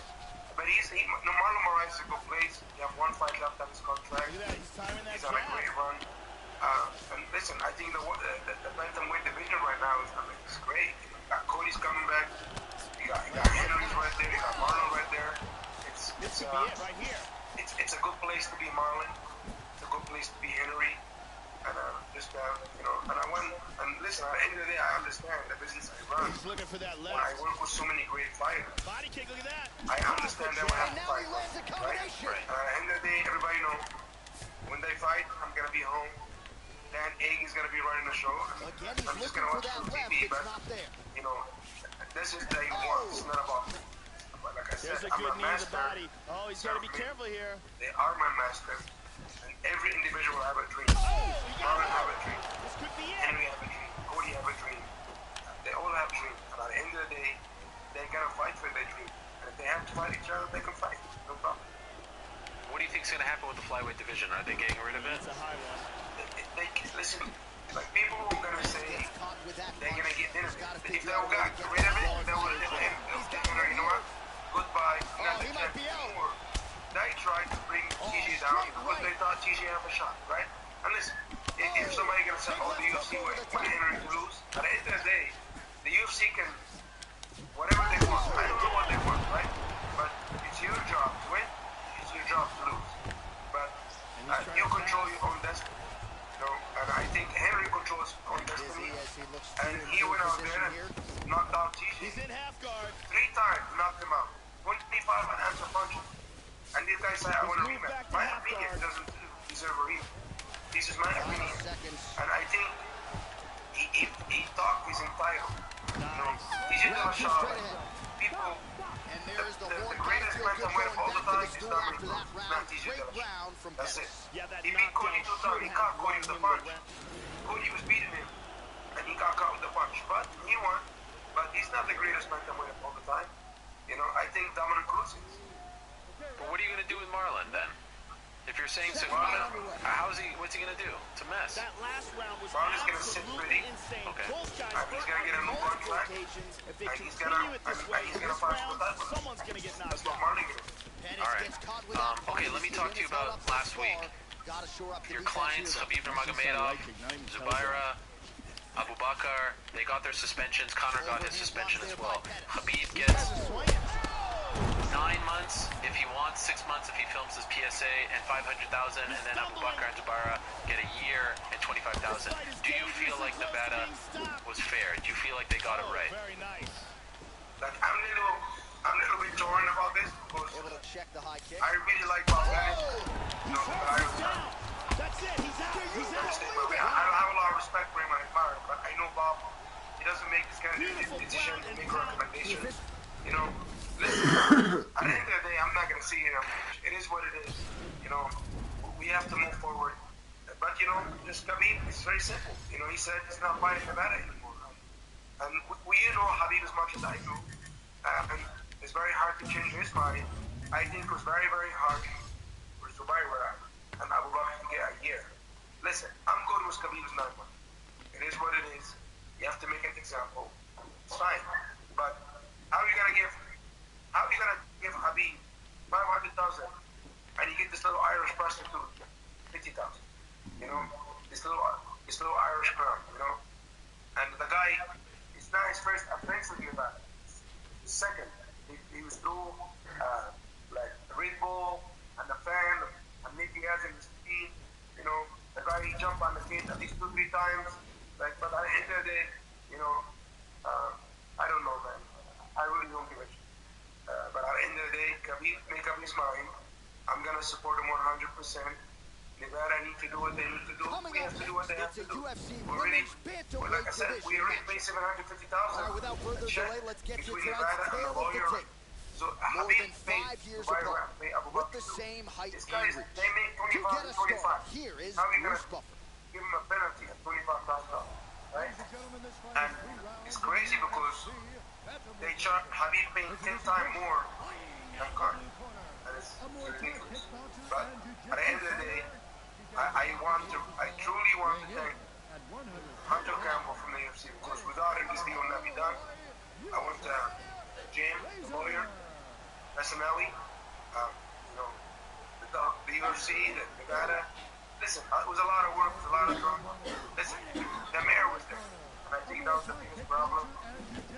And one of the biggest sport events, fighting event in the world, and it was huge. It was in Nevada, but I think Nevada, you know, they didn't treat Habib fairly. They didn't treat Abu Bakr fairly. No, they treat Habib fairly, but they didn't treat Abu Bakr fairly. Right. This is my opinion. So you told me that he's going to sit out for a year while his friends are suspended, and that he's going to pay their fine, and he's hoping to return Madison Square Garden in November. If that remains to be true, who do you think he'll fight? It has to be Tony Ferguson, right? I want something different, right? What do you want? What I want. And what does he want? Line him up. Well, good to Line have him you up. with us once Doesn't again as matter. the UFC Tony, returns here to the Honda Center in Anaheim, California. Al We're again, underway. Dustin, you know, listen, the UFC, what they doing right now, Strike attempt there is blocked. they run up promotion, right? They understand they need to get Conor back quick. So they gotta match him up with Leo, with the like head kick. Cowboy. Somebody they know Conor has a chance to beat. But I don't think Cowboy is easy, right? You know, but at the end of the day, and in the process, maybe Habib can lose. You know what I'm saying? Inside leg And kick. after that, Conor fight again for the title. Because That strike will this be count. real. This is the biggest How rematch about that in shin? years, right? And an outside leg But kick. in the long run, nah, Splits the the UFC guard and will fight connects it. there. If Conor gets smashed again, he will get smashed again. Slightly deflected. How Him good and is his that own jab by entire fucking Cormier? team, Nice they inside will leg get kick all there. smashed. You know, Effective strike there inside by the Cormier. cage, outside the cage, in the parking lot, in the shower. Oh, she You know, blocks the don't punch. drop the soap, baby. You know, She continues to leave Now, that head open, and take she it paid down. for it there. She's almost They will moving not into take the a strike. She match. hasn't changed up her tempo, and she continues what about to keep Tony? her head on that Arena. center line. Has to be We'll Tony. see if she can make the proper adjustments here. listen. Tony's he's a Ooh, 36 years old. Finds a home for Tweet. that left hook. This is what he is. What a He can wild tweet. exchange. He can drop every fight. Body The kick guy on is a that. mental nigga. The guy blocked me one day off, one day on. He blocked me. What a He's leg confused, kick. Beautiful combination right? there by Cormier. But Tony, I just Powerful wanted left to hand. whatever. I mean, he fought Barboza. One of the Really best threw fighters. everything He's into that technical. uppercut, He's but fell technical. short. I Nice like Superman punch. just saw what Alquinta did to Khabib, landed the right? head kick And there. people said, oh, Khabib, he's a real estate guy. The real Straight estate right guy hand, with an but she misses. ass, right? But Nice I inside think, leg kick. you know, Landing guys, a good you never series heard of strikes Khabib, here. one of the greatest power fighters in the sport. It's very show. Circling to her right again here, I'm gonna Joe. show everything. Tony's Establishing that jab yet again. whatever. It's been You in can her say opponent's Tony face all fought night. Pettis. Pettis haven't fought fights since 1999. And Pettis almost beat him. Lands a punch. You know?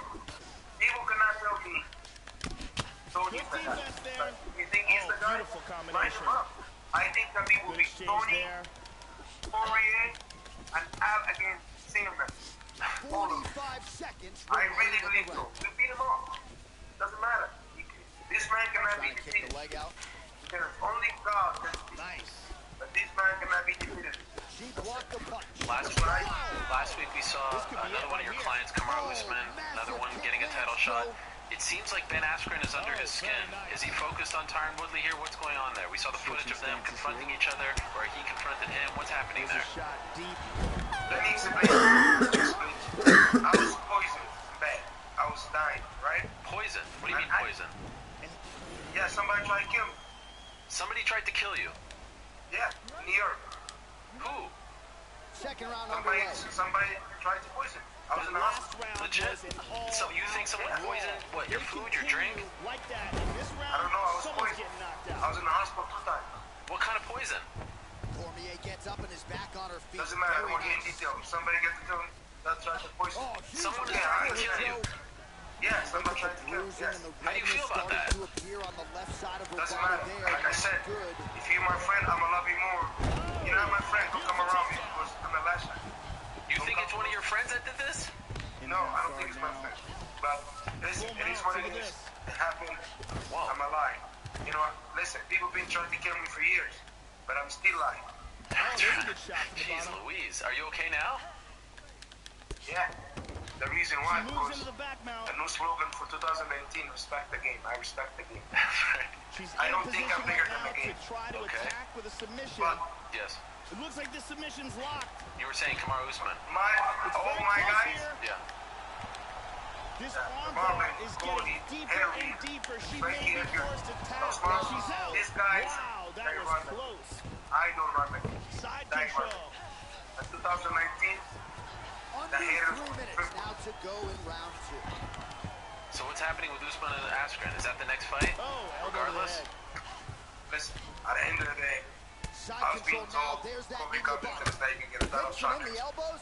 You know, I was dying of bad, but I know Usman had bad And intentions we have passed towards the midpoint Askren. of the fight. You know, listen, Ben Askren's a nice guy.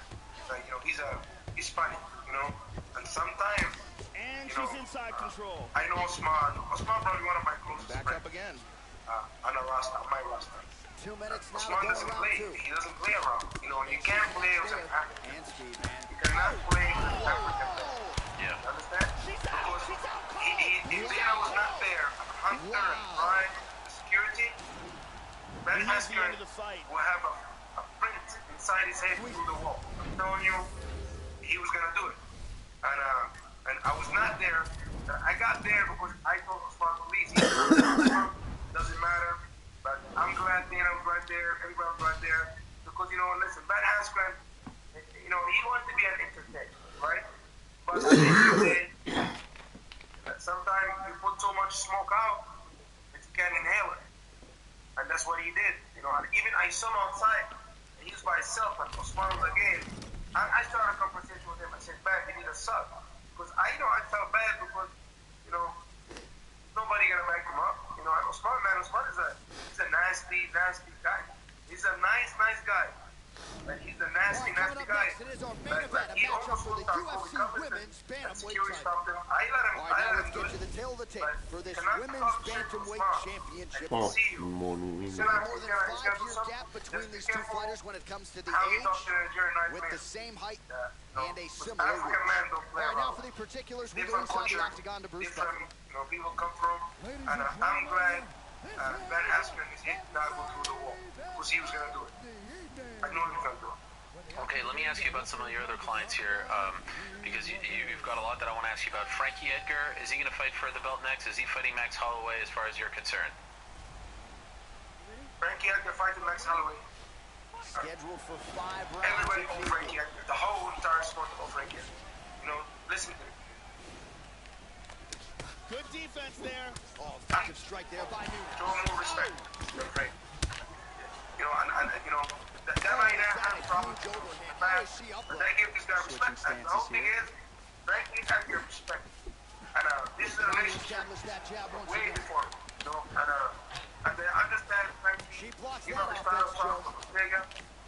He can help you come back to the cup. You know, you see my car Nasty got cut on her smashed nose, by she's Aldo. bleeding. Let's show you how good was it Aldo is. You know, Very but methodical. I think Oh, that kick is good by Corey. super fight. I would like Nunez to gets see caught the with that future. punch. I would like to see Jose Aldo fight Couple of Marco. chins here being tested early. Yeah. That'd be Well, fun. Joe, I know I would she's like got to a see lot that. of You know, I got a lot of faith respect in for her Jose chin, Aldo. but But what we cost see she has shown what Jose susceptibility Aldo to head kicks by has moving done. right You know, into her opponent's and range. now That one you have landed, clear it cut landed number one flush. movement. Let's see if she can You know, adjust. Khabib is not fighting Max. That one hurt. Max has the opportunity to reach Khabib. He didn't make weight. Big He kick moved land. on, right? I don't think Tony deserves to fight Khabib, but Nasty. this How does he not is deserve to fight Khabib? What are you talking about? Oh, so he doesn't. huge shot there, He lands sucks. flush. Look at his winning streak. Brother, it doesn't matter. It Nunez's doesn't matter what head street. kick is blocked. But No Khabib damage will there. fight him. But at the end of the day, I think Tony Ferguson is like a white sheep. This could be it right here. Have no spices to it, no character to it. He's got a cheap ass sunglasses What on. a wild exchange. What do you represent? He Big left represents hook there. anybody that represents us. You know, this guy Connor, Just he over 2 represents minutes to go. something. He represents the biggest piece of scumbag in the whole planet, right? That's who he is. Vicious What's Tony combination. represent? He's like a blank piece of paper. It's boring, you know. But you know, he's Just a good misses there fighter. with the left. But I think it's over. She's starting to put together some significant body work here, and these are going to take their toll as this fight goes on. Is Verdun getting released? He was on the show last week. He wants to be released. Is he getting released? I'm gonna tell you something like that. Yeah. Whoever was Verdun, an athletic commission, UFC, whatever, give me personally. Leave this man alone. Leave Verdun alone. And I'm telling you, I will spend every dime I have. I don't give a. I'm broke because of me. You know, because this guy is an absolute legend. He did a lot of stuff for sport. Just leave the guy alone. The guy is almost gonna be 42. You know, Really swung everything into that kick, but fell short. Usada's headquarters last week. 30-second mark in our opening round. Usada's a whole bunch of insecure men. They don't play. Gets the takedown right here, Joe. This is a strategy you see out of a lot of high-level fighters to try to maybe sway the judges by getting the takedown. Ali, let me ask you. Second round, straight ahead. As you know, we always talk about this thing. You made the joke early on about how, you run the UFC, you run PFL, you're soon going to be running Bellator. Bro, you know what, honest area? Yeah. You know what's so funny? Yeah. You never fucking asked me. Why you never asked me? You have been 10 years in the game. Only guy ever left the top. I managed over 30 world champions. Nobody ever beat. Landed some very I get significant more sports strikes, than but anybody. Why you never ask me? I feel like we talked about this. Why you always ask me about the fuck and internet? Guess what? When you tweet yesterday, about the show, the whole comment section's about me. You know what I'm saying? You know?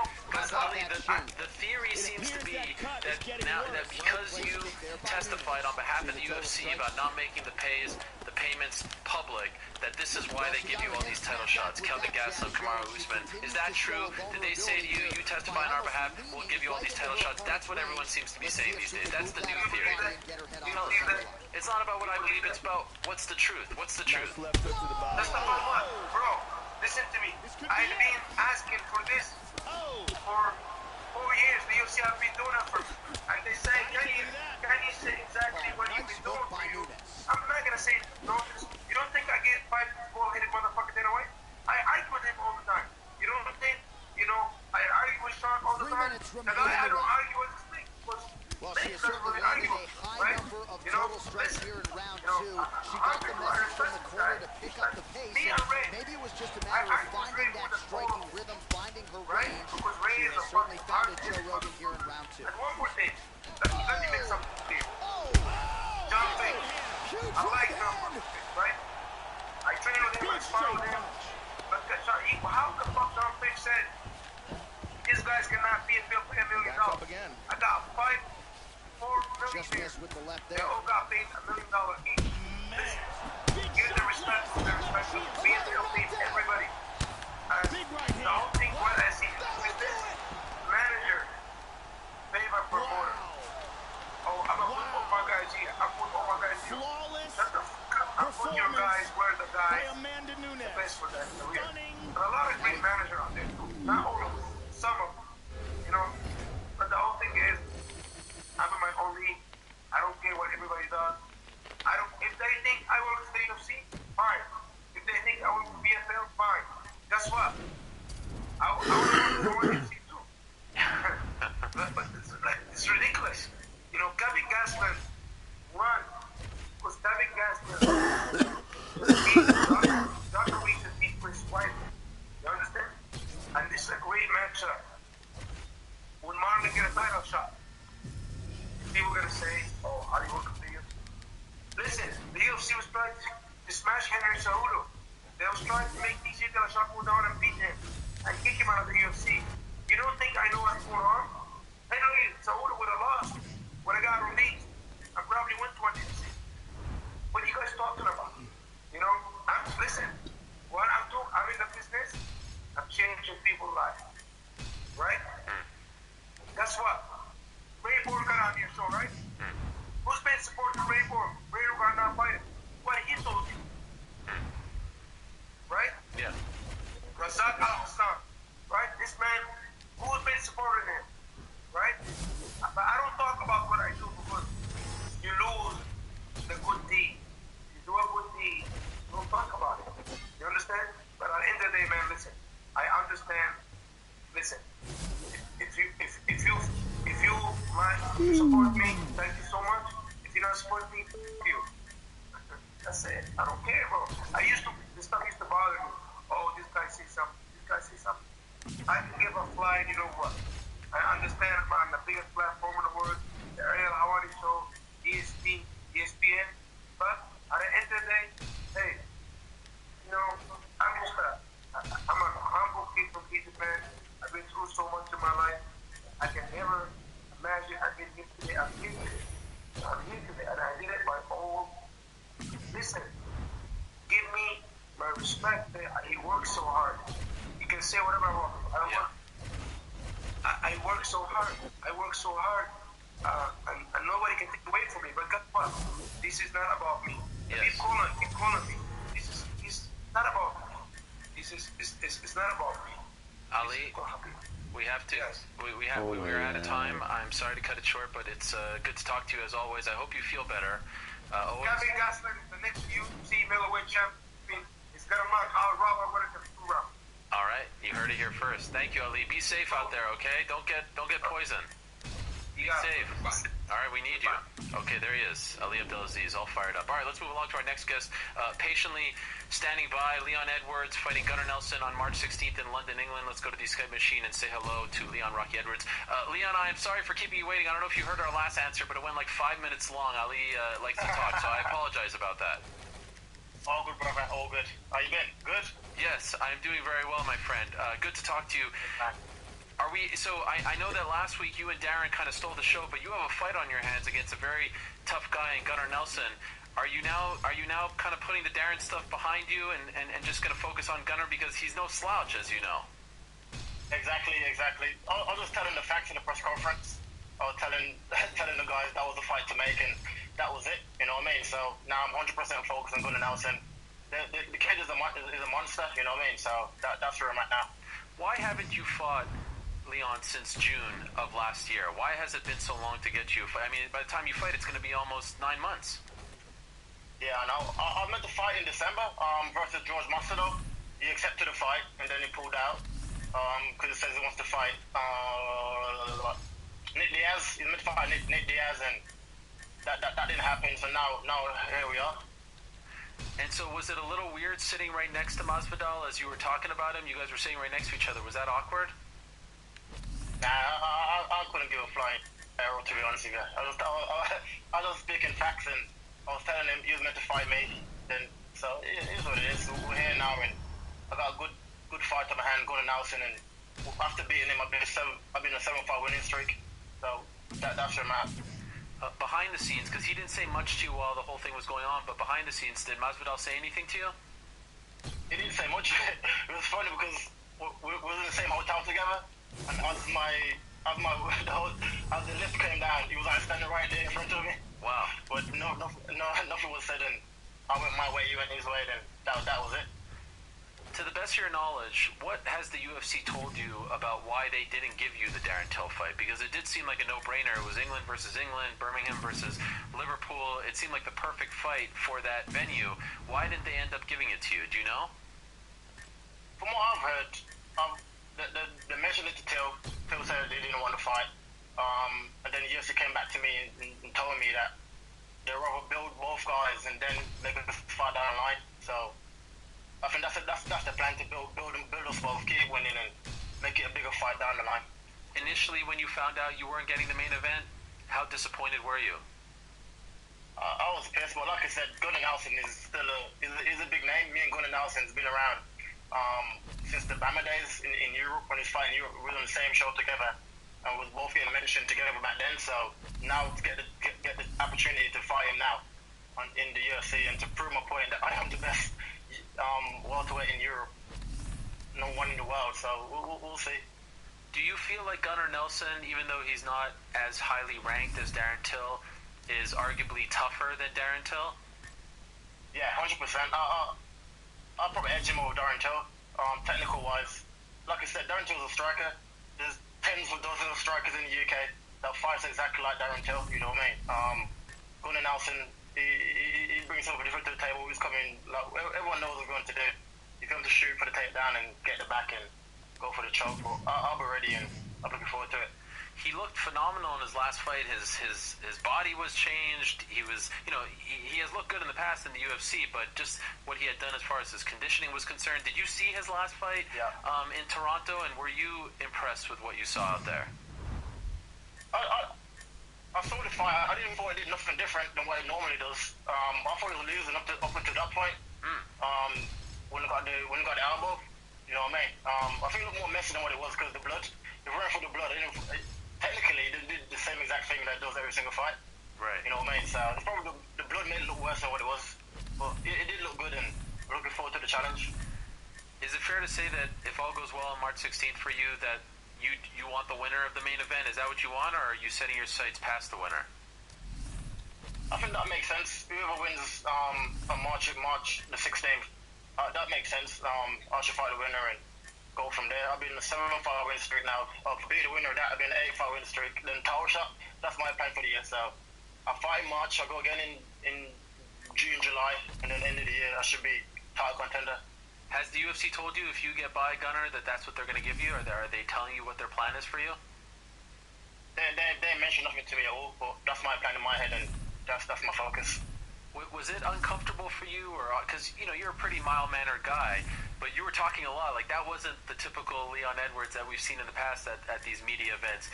Did you say to yourself, okay, I need to make some noise here, or was that just you being a little bit annoyed and feeling like you had to speak up? I was just speaking up and just speaking facts. Like I said, everyone in Twitter, everyone in social media knew there was a fight to make, so I was just telling the fans and telling the reporters that was the fight to make, you know what I mean? Liverpool versus Birmingham. There can't be two contenders in the UK. There can only be one. And I feel that's me, you know what I mean? So that's all I was saying. Let's just prove who's the number one in the UK, then go from there. But for some reason, they didn't want it, the UFC didn't want it, and now here we are, good announcement.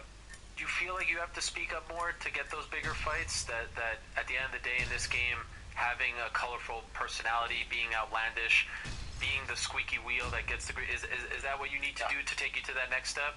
I feel so. Like a couple years ago, winning ain't enough no more. You know what I mean? I feel you have to it's entertainment at the end of the day. So you have to entertain, you have to talk, you have to be loud, and I don't feel winning is enough no more in the USA. Does that bum you out? Nah, it is. I'll keep winning anyway. Just keep winning and showing personality. So that's it. I was surprised to a degree, just given the fact that you fight there, that your brother Fabian, who's turning into one of the best prospects in the UK, ended up signing with Bellator, not the UFC. How did that go down, and why did he ultimately choose Bellator over the UFC? I don't know. The kid is in his own. He's doing his own thing. You know what I mean? I would never force him to follow my route or whatever. He likes it over there, and if there's fine this weekend, next weekend, he's fighting in Bellator. I think this weekend he's fighting in Bellator. Yeah. Versus a 16 fight veteran. He's only 5-0. You know what I mean? The kid is a savage, and I'm looking forward to seeing him go out there and perform and showing the world just how good he is. Will you be at that fight? Yeah, I corner him for every fight. Okay.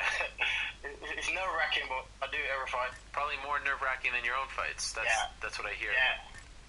The worst. Yeah, exactly. Like, because you can't control it. Whatever happens is up to him then, innit? So, it's a magic.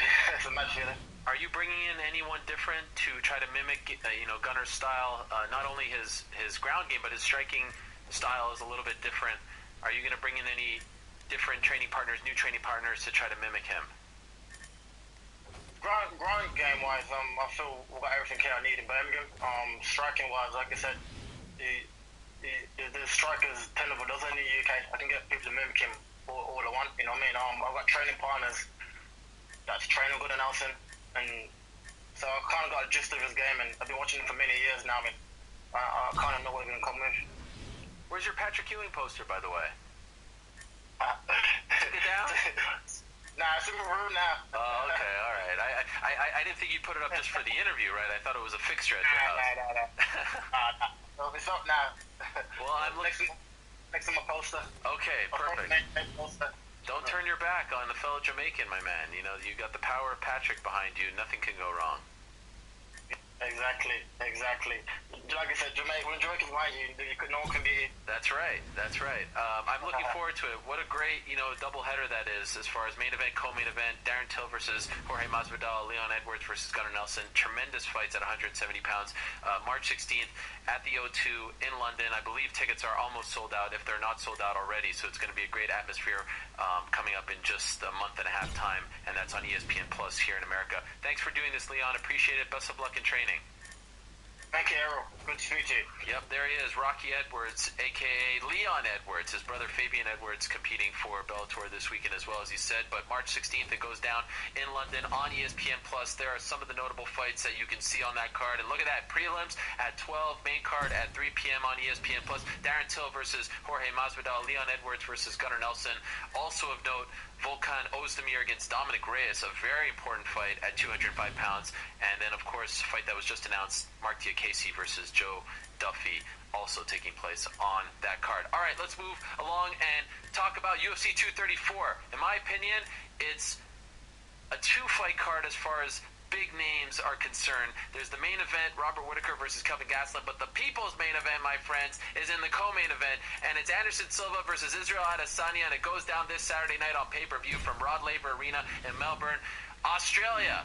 Joining us now via the magic of Skype, how cool is this? I believe he just woke up. The one and only Israel, the last style bender, Adesanya, joins us right now. Israel, how are you, and good morning? Good morning, my man. How are you? I really appreciate you doing this. Did you just wake up? Yeah, without any help. I just got up by myself. I'm a big boy. Wow, what a legend. Are you annoyed that you had to wake up early? It's easy. I was already up anyway, so yeah, I can wake up a little bit so I can be coherent for this. Well, I appreciate you doing it very much. I know it's like 7:30 in the morning over there in Melbourne, so thanks so much for doing it, Israel. It is finally here. This fight week is here. This to me feels like I said, the people's main event. It's so fun, like the fascinating style matchup, the backstory, all that stuff and more. What does it feel like to you? Does it really feel like your typical fight, or does this one feel a little different, a little more special? Honestly, being like 100, it just feels like a regular fight. Wow. Just being here now in Melbourne, fight week. As soon as I packed up yesterday, ready to leave, my body just knows, oh yeah, we're doing this shit again. All right, and then it just goes into the same routine, same mode. So it feels just like another fight.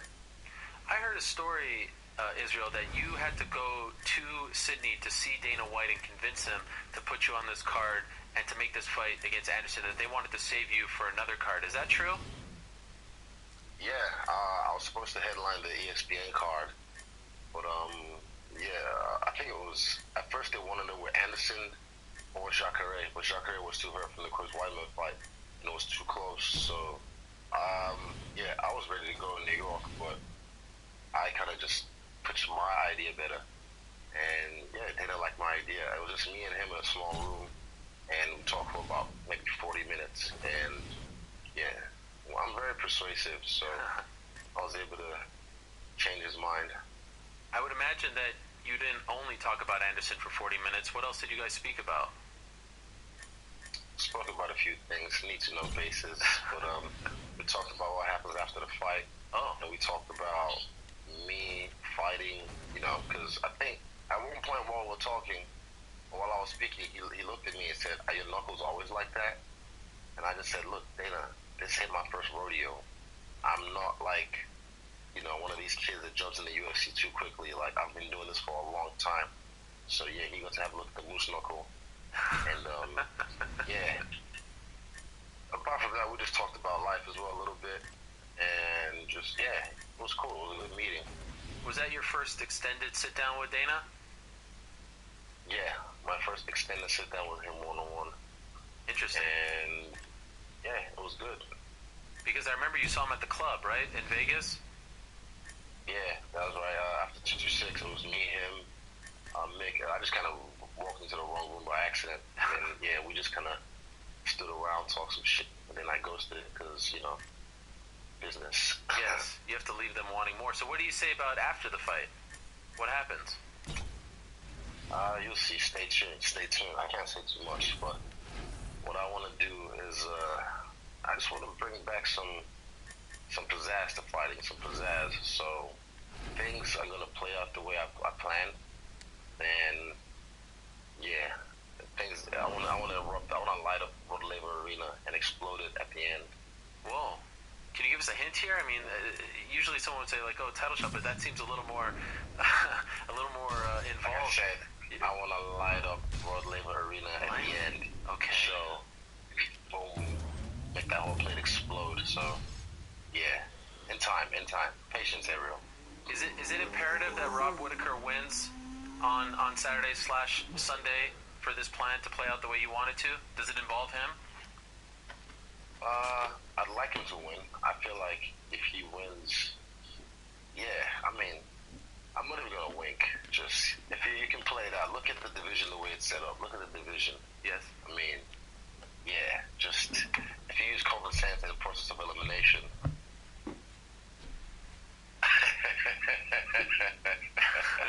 I can't say too much. I can't say too much. Making me, you gassing me, man. No. But Anderson has come out and said that he was promised a title shot, so I would assume the same stipulation is on the table for you. Yeah, he got honey dicked. He got honey dicked taking this fight, which is cool. Oh. And I like that he got honey dicked and taking a fight with a title shot.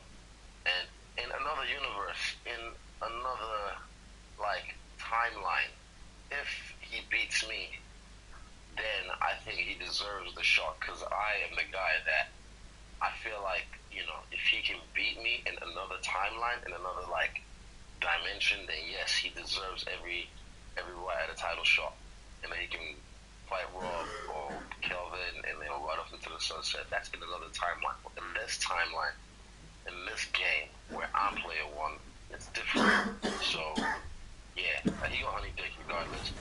It's taking a fight. For those that don't know, what does that term mean? Can you explain that? I got it from the movie with Seth Rogen and it's one about Kim Jong-un. The interview, honey dick. It's kind of like a rope-a-dope. Honey dick. He was con. Yeah. Got con like a fox, just like dangle. Hey, you want this? Yeah. Do you think Anderson respects you? That's a different question. Do I think he respects? I don't know, but I don't know. I don't really care. I think he's a nice guy. I think he's a troll, just like me. So, yeah, I don't really buy into all this. Look when he fought Nick Diaz. Nick Diaz didn't even say shit throughout the whole fight, leading up to it, and then in the fight, Nick Diaz went full on Nick Diaz at him. So, yeah, before the fight, whatever, I'm cool. He's cool. But in the fight,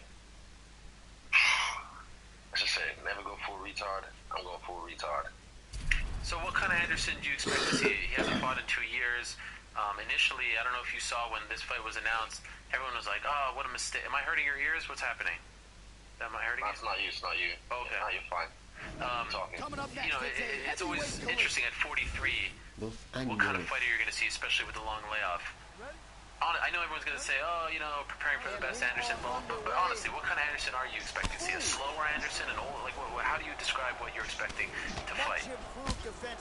So initially, Anderson did not take the fight. Initially, he said he didn't want the fight. And that was around the Friday. And then by the Sunday, I get a call from Eugene.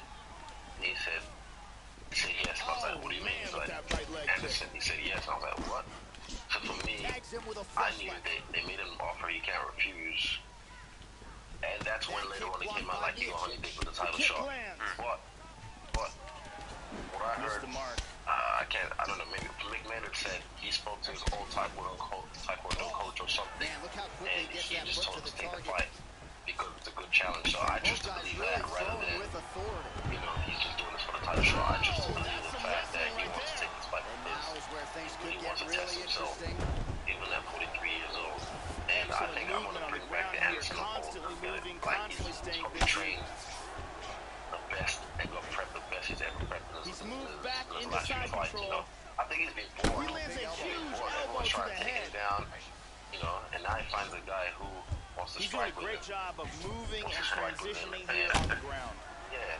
So I think he's gonna come and be free, and we can play the game. But one other thing, yes. So I keep hearing like, oh my God, Anderson in this part was destroyed this and that. I'm like, look, even let him use TRT. I don't really give a what.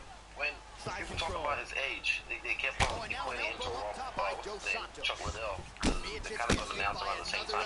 This ain't the same fight. This is not the same fight. And also, how old is Joe Romero?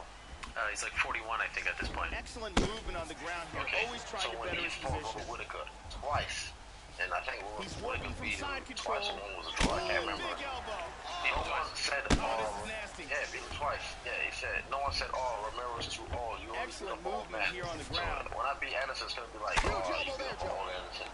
But with Robert Whitaker, he beat What the fuck? Romero twice. Excellent So I movement understand and what the transitions disparity here is. on the Like, ground. Staying they're around the busy. same age. Why are they giving me shit for beating up a legend? I mean, He's now working from side I control already came again. either way, but that was just something I thought interesting. I was like, they coming at me like I decided I'm just gonna.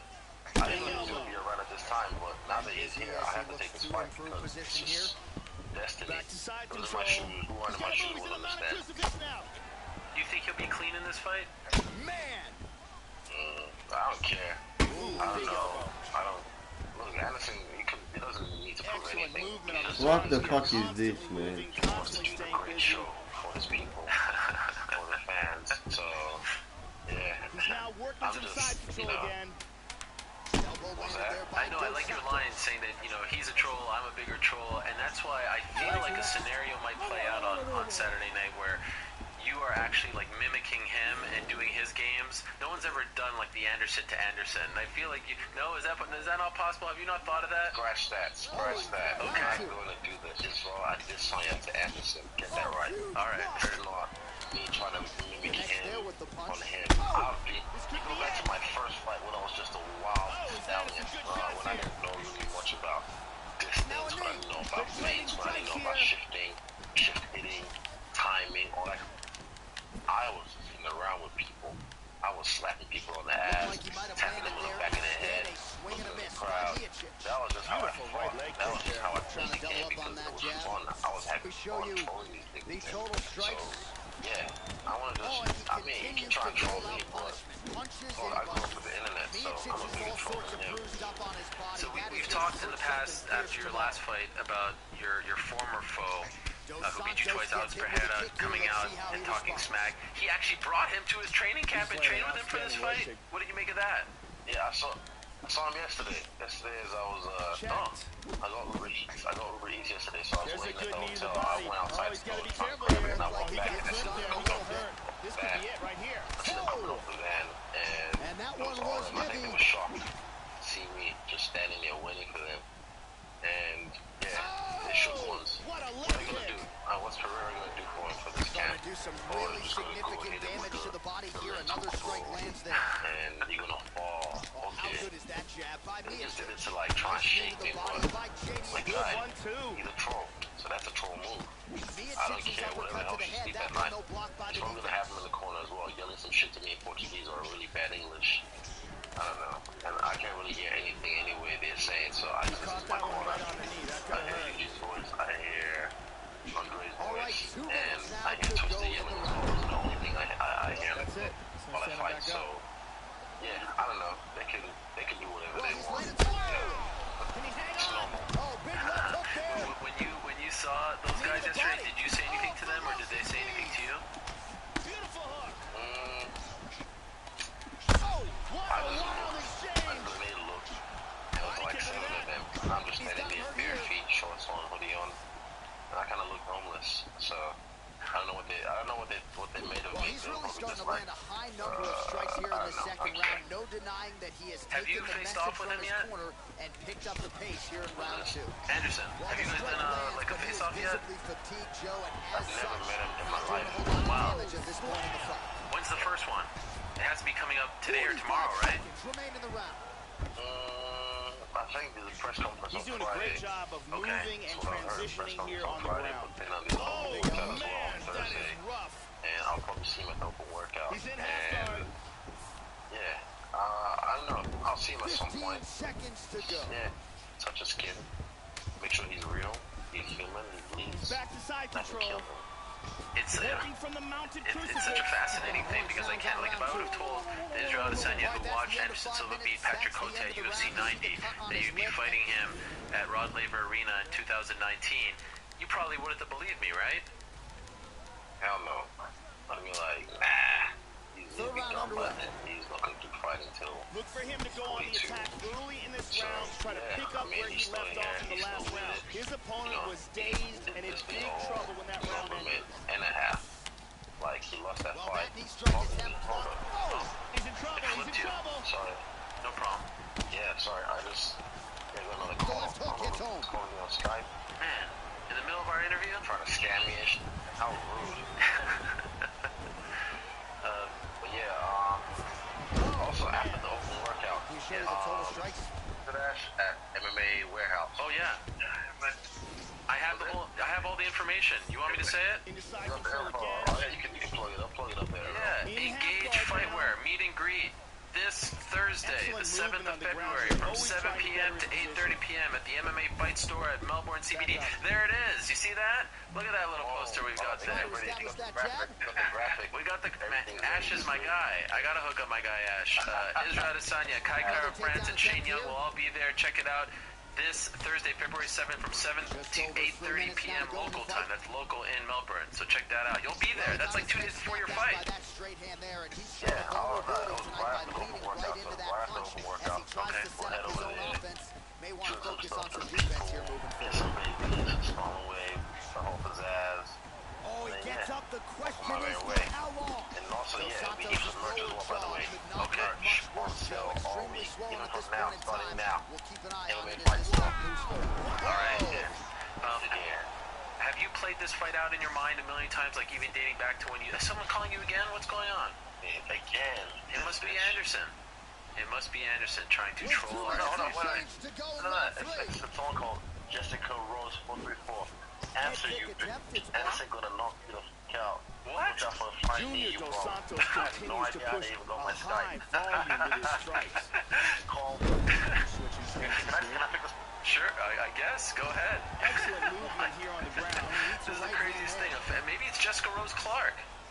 Maybe it's Jessica Rose Clark trying to troll Anderson, Israel Adesanya. A random person calling Israel and telling him that he's going to get knocked out. Wow. Apparently not liking the stuff. Okay, there. Who was it? Was it Jessica Rose Clark? I have no idea who it was. It was just some starting to become a factor name. I don't even know how to go my guy's name. My guy's in the show. It's like a whole code matrix type thing. Back up again, so the takedowns have been there, as have the get-ups. Weird, man. Can I just ask, have you played out this fight in your mind a million times? Even like when you were like, what if I did fight Anderson? This is how it would go. Holy fuck. I'm gonna end this. I'm gonna block them. Hold up. I don't know how to do this. You can still talk. How do I do? Yeah, we can still talk. You see me? Yeah, we're all good. Don't worry about it.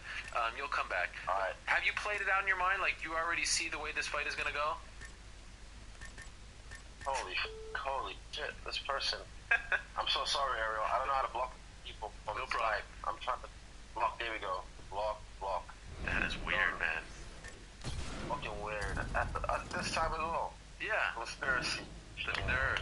Anderson sending his people. He's on all levels. See? Trolling. He's trying to troll already. The games have begun. So I was just... I put this fight out of my head. Like all the time, all scenarios. And I even said on the countdown, look, it was an engaged clip. I said, like, a lot of people in my situation now, they'd be too nervous to open up because they feel like, what if I fail? But for me personally, I don't give a... If I go in there and I just like this Jessica Rose person says, get flying knee in the first 10 seconds and get knocked out, that'll suck. Trust me. But what I really want to do, I don't care about wins or losses. What I really want to do is just show off in this fight. I really want to show off. I want to show who I am. I want to show a lot more of my skills than I did in the Brad Tavares fight. The Brad Tavares fight, I went in, I showed off some shit. I showed how strong I was, how fast I was, how creative I was. So in this fight, I want to do more of that. That was my favorite fight last year, the Brad Tavares fight, because that was 5 rounds of fun times. So this fight, yeah. I mean, if it makes it to the second round, I'll be happy. I can't wait. Great stuff, Israel. Thanks for doing this. Again, I really appreciate it. Best of luck this week. Best of luck in the fight. It's going to be amazing. Israel Adesanya versus Anderson Silva, one of the most intriguing fights that the UFC has put together in quite some time. This Saturday here in America, UFC 234. Fun stuff. Israel, much respect, my man. We'll talk to you after the fight. Mucho respecto, Arahawani. I called this Jessica person back. I'm on block them. I want to call her back. Remember after New York, I put this guy on blast who kept on fucking with me and not realizing I put him on. I screen recorded him and then I put him on blast after my fight. I might do the same thing again with this motherfucker. Yes, do it and let us know. I gotta keep myself entertained during fight week. It's a wedding game now, so I fuck with the trolls too. Tell us how it goes. Later, there he is, the last stylebender himself, and again, you can see him, Kai Kara France, Shane Young this Thursday, February 7th at the MMA Fight Store, 7 p.m. to 8:30 p.m. Okay, so that's the co-main event. Main event is Kelvin Gastelum challenging for a belt for the first time, the middleweight title against Robert Whittaker. Robert Whittaker finally getting an opportunity to defend his title in his home country of Australia, and how exciting is this? Kind enough to join us so early in the morning over there in Sydney, I do believe he leaves tomorrow. Here he is, the man himself, Robert Whittaker. Robert, how are you? Very good, thank you. Thanks for having me. Oh, it is a pleasure, Robert. Thanks so much for doing this. And am I right, tomorrow you are going to Melbourne? You're in Sydney right now?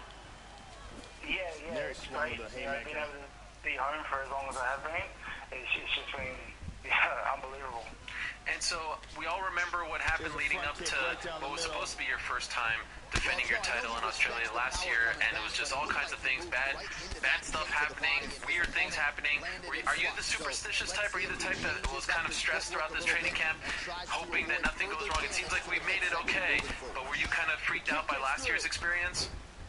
Here he is back in familiar territory in the clinch. It wasn't just because of last year's experience. I think it's every fighter's experience. Really messed with that right hand. Anything that can go wrong will go wrong. It's just a matter of trying to mitigate that and work around whatever's happening. So how did this camp go? This camp was great. I managed to tick a lot of boxes, hit a lot of skill gaps, and put in a lot of work. Not only my skill sets and for this fight, but like with a lot of my other projects with the coaching program, the Aboriginal Pathway program, and dealing with a lot of that stuff. What programs are you talking about, for those that don't know? We run an Aboriginal Gracies pathway program that we run out of our gym, and very nice leg kick there by Shogun. He's doing a great job of mixing things up here, keeping it unpredictable. And he caught the kick. Would it be fair to call it, like, was this something that you dreamed of, being a champion, defending your belt in Australia? Was this something like when you were planning your career, man, this is an experience that I want to have, you're about to have it this weekend? Was that something that you thought of and dreamed of? Yeah, it's a huge milestone for me. And counting here in our opening round. A big milestone for me was, the first one was, I wanted to get the belt and bring it home. For position and, I was fortunate enough to do that. And I guess the next step was to defend the belt at home. And here we are. After 2 straight fights against a guy who's built like a brick house, Yoel Romero, and I named it the fight of the year last year, one of the rounds of the year. You took shots from him, had to fight him back to back. Dropped you come back, all that, so you break your hand in the fight. After that experience, does it feel like you can do anything now? Because I can't imagine anything worse than going, 10 rounds against Yoel Romero and winning both of them, but taking his best shots. It sort of feels like at this point you can do anything. Do you feel the same? Thank you for that, by the way. Around the year, part of the year, appreciate that acknowledgement. And, I said it before that the rest of the division should be dissuaded by the fact Beautiful KO I took just Romero's as the best round shot. was I ending. pulled him for Wow, an 10 rounds. unbelievable result. The goal. Before the end of that of fighting and come away with a win twice. Injured both fights. I'm not to be underestimated. I'm not going anywhere. And you need to come in there with your best game to try and take me out. Your last 3 fights, 2 against Romero, the other fight against Jacare Souza, all killers, all great opponents. Do you consider Kelvin on their level? It still feels like he maybe doesn't get the attention and respect that he deserves at 185 pounds. Do you consider him to be equally as tough, maybe even tougher than those guys? Yeah, definitely. He definitely doesn't get the props he deserves. He doesn't get the looks he deserves. But I was that guy. That was me. And look what I did. I'm very aware that his skill set is very good. He's all right, coming up next, it's a heavyweight clash between Stipe Miocic and Stipe Miocic. He's young. And our tale of the tape for this heavyweight fight. Both fighters are 35 years old. Well, I would still argue that I think that you're the most underrated UFC champion right now. You have taken that throne from perhaps Demetrius Johnson or Daniel Cormier from a year or two ago, that you still don't get the attention that you deserve. And I know you've always said that you don't care about that stuff, that the belt is just a thing, you're just going out there trying to win as many fights, you're not here for all the attention. But am I onto something here? Like if you were being honest with yourself, you don't get the same kind of attention as the other champions. Do you agree? Yeah, I don't. But I guess it makes it all the more fun for me to try and go out there and show people, convince them that, I'm the real deal.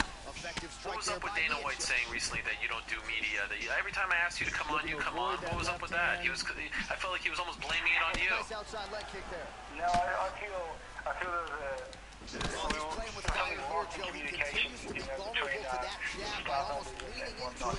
I always try to jump at the I'm always, you don't know that I'm always, responded to doing interviews and stuff like that. The only thing that I have a problem with is when they want to miss a training session to hit an interview. I'm like, well, you want me to win fights? I do want to do it. You can't have both. But if you work around me, we get it done. I mean, always say the same work and we live on the opposite side of the road, so... Well, it does seem like you cleared the air with Dana because he was in Australia to, I guess, award you the GQ. Was it the Sportsman of the Year? Was that the award that you received from him back at the end of 2018? Yes, it was. It was a very honorable occasion. So what is that for? Is it just the best athlete in Australia? Switching stances here. I think it's just like a... He's keeping his head protected here. Excellent blocking. For the sportsman category. How about that? GQ is a very prestigious magazine. And to be able to receive that, moving into the limelight of like your more mainstream sports now was unreal. Did you get a chance to sit down with Dana and clear the air? Oh yeah, we spoke and everything. Like I said, it's just miscommunication. Okay. Are you getting? I know you're not in Melbourne right now, but from what I understand, the tickets sold out very quickly, and it feels to me like the top two fights are really the marquee fights on this card. They're both in the same weight classes. You got Anderson there, you've got Israel there, you've got you there. It feels like this is all about the middleweight division, and it's all being led by you. You are the face of this card in many respects. Do you get the sense, even from home in Sydney, that this is a really big deal, or will you only truly understand that and feel that once you get to Melbourne tomorrow? No, it is a big deal. 30 seconds now to go in round one. I'm the current champion and defending my belt on home soil. Nice defense there. Huge block. Powerful right leg kick. This is fun to watch. This is the place to be. So, final seconds here. I go into this fight with those pressures and knowing that this is my stage and this is my limelight. Let's see some of the action here. Yeah, it's just what it is. It's one of those things. I know you're focused on Kelvin and you're a true professional, but in the co-main event we do have Israel Adesanya versus Anderson Silva, and both are implying that if they win, they get to fight you. Are you hoping that one wins over the other? I don't really take sides with the middleweight division. I think it'll be a hard fight. I think both guys are very, very dangerous. So I'm definitely curious to see how that fight plays out. He's got a half guard here. On Kelvin. If I even... Again? Or pass him for a second, he'll take me out. So I'm going to have to focus on him for now. Side control. Who do you think is going to win that fight? Can I ask you that? Israel or Anderson? Excellent You know, movement it's a here on tough the fight. ground. I think Israel would have been a hard fight for Anderson in Anderson's heyday. You know, and He's doing a great job of moving and transitioning here on the ground. Trying to set up a twister. Yeah, you know, but I guess that's my opinion. But if anyone can pull off something spectacular and out of the blue, it's Anderson Silva. Very nicely So done. it feels like, at least from your answer, that you're leaning Excellent towards movement Israel. on Is the that ground. accurate? Always trying to better his position. Well, I would have to say he would be the favorite. Okay. Trying to spin to the back. And correct me if I'm wrong. A fight, you know, regardless of Excellent who movement Anderson on the is ground. and his history and his past as champion, a fight between you and Israel in Australia or even in New Zealand, but I would imagine it would be in Australia because you're the champion, would be a bigger fight than you versus Anderson. Is that accurate? To be honest, if I'm fighting in Australia, Here's the end. I'm going to hell, you know, like, that's just, you know, they're my home countries. That's just how it is. The beauty of this situation, you remind me a lot of George St. Pierre in the sense that George didn't talk a lot, no trash talk, no theatrics, yet put him as champion in Canada, that thing sells out in a matter of minutes. Your situation in Australia/New Zealand feels like the exact same thing, like you're the second coming of George. We haven't had a champion with a similar personality to George's do what you are doing as far as ticket sales and gate is concerned. Have you heard of that comparison, and are you okay with that comparison? I haven't, but you know, I'm on it. You know, I think George St. Pierre was one of the greatest warriors and martial artists of our time. So to even, you know, in the same sentence as him like that is a great thing. I know that you don't.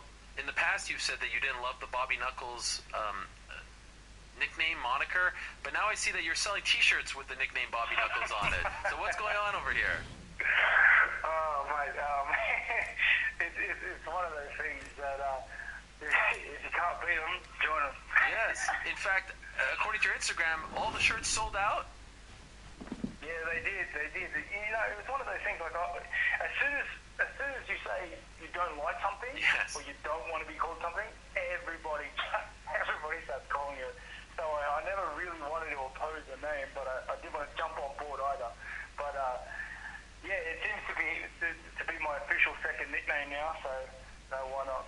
Well, it seems like the fans are trying to tell you something here, and they want you to go with it. What are the chances when Bruce Buffer says your name on Saturday/Sunday that he actually calls you Robert Bobby Knuckles Whitaker? Zero. Come on, you sold out T-shirts. It's one of the official, unofficial shirts nicknames.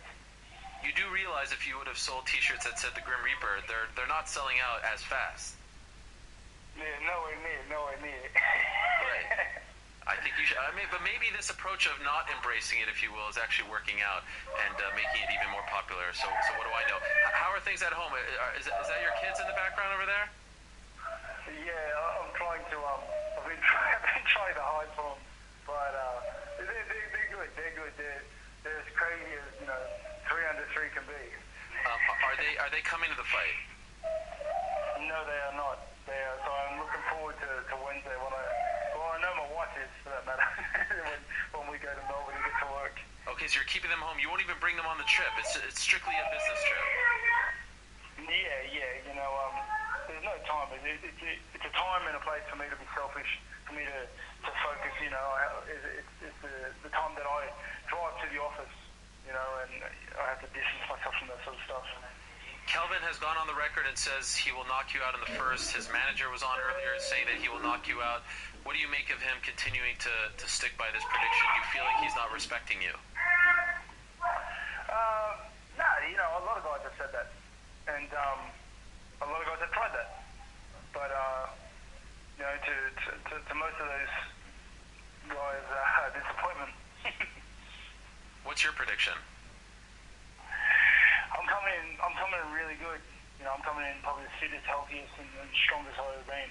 So, I'm a great fighter on my bad day. So. Yeah, you take that as a rule. You look amazing.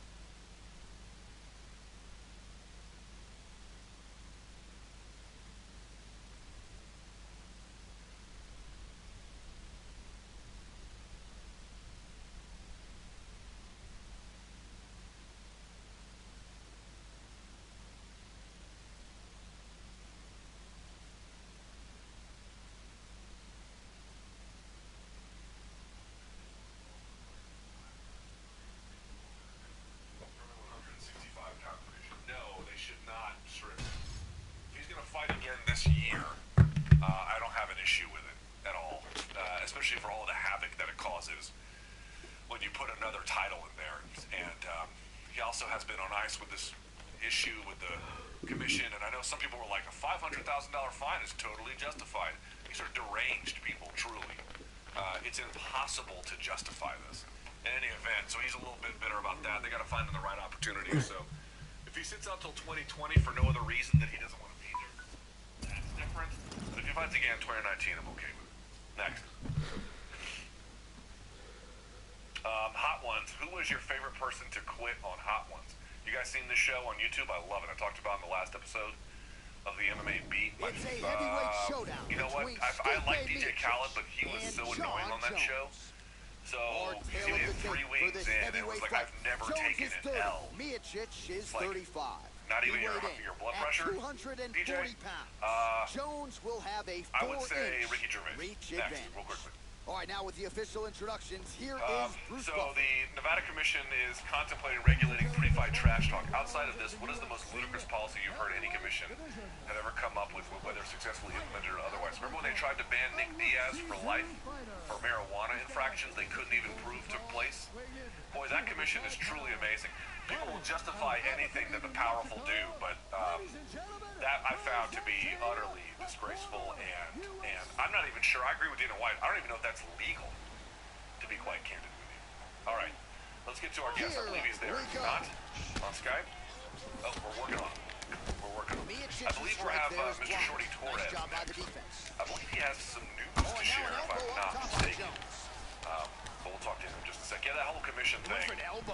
I just couldn't believe people were like, yeah, you know, it makes kind of sense to find him $500,000. It's only a quarter of his purse. Dude, these are the kinds of people who could be tricked into it. Nice knee to the body by John. If they had taken $1 million, they would have justified that as well. They said, well, big knee to the body. We'll see if he can follow up. Things could have Another happened. nice knee. Folks, if you jaywalk, why is jaywalking Oh, he got illegal? cracked with the jab there, Joe, and his It's head is illegal firmly because on the it can center cause a lot line. of The problems. place is really Bodily harm to can't the person afford to be. jaywalking, it can He's cause showing some traffic vulnerability accidents. here by leaning It right into generally his is not opponent's good for range. law enforcement. Let's see if he No can make one some is calling adjustments for here. Habib to not Good be job of punished. timing strikes here. No one is elbow there. calling for him to not suffer consequences.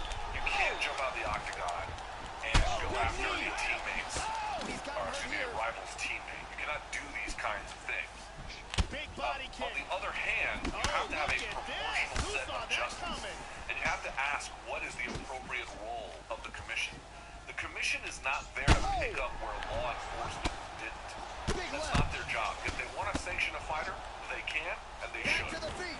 But there should be appropriate limits on that. The state of He lands a California huge only elbow to the allows a head. $2,500 fine these are what you for say any about my kind mother, of Joe. infraction. Oh, They he can heard him double again. that He if heard it's him. against the This could spirit be of it the right here. sport. Oh, he might be out. To take $500,000 from him is Big knee there to unconscionable. the It's irrational and Oh, frankly both psychotic. guys going far.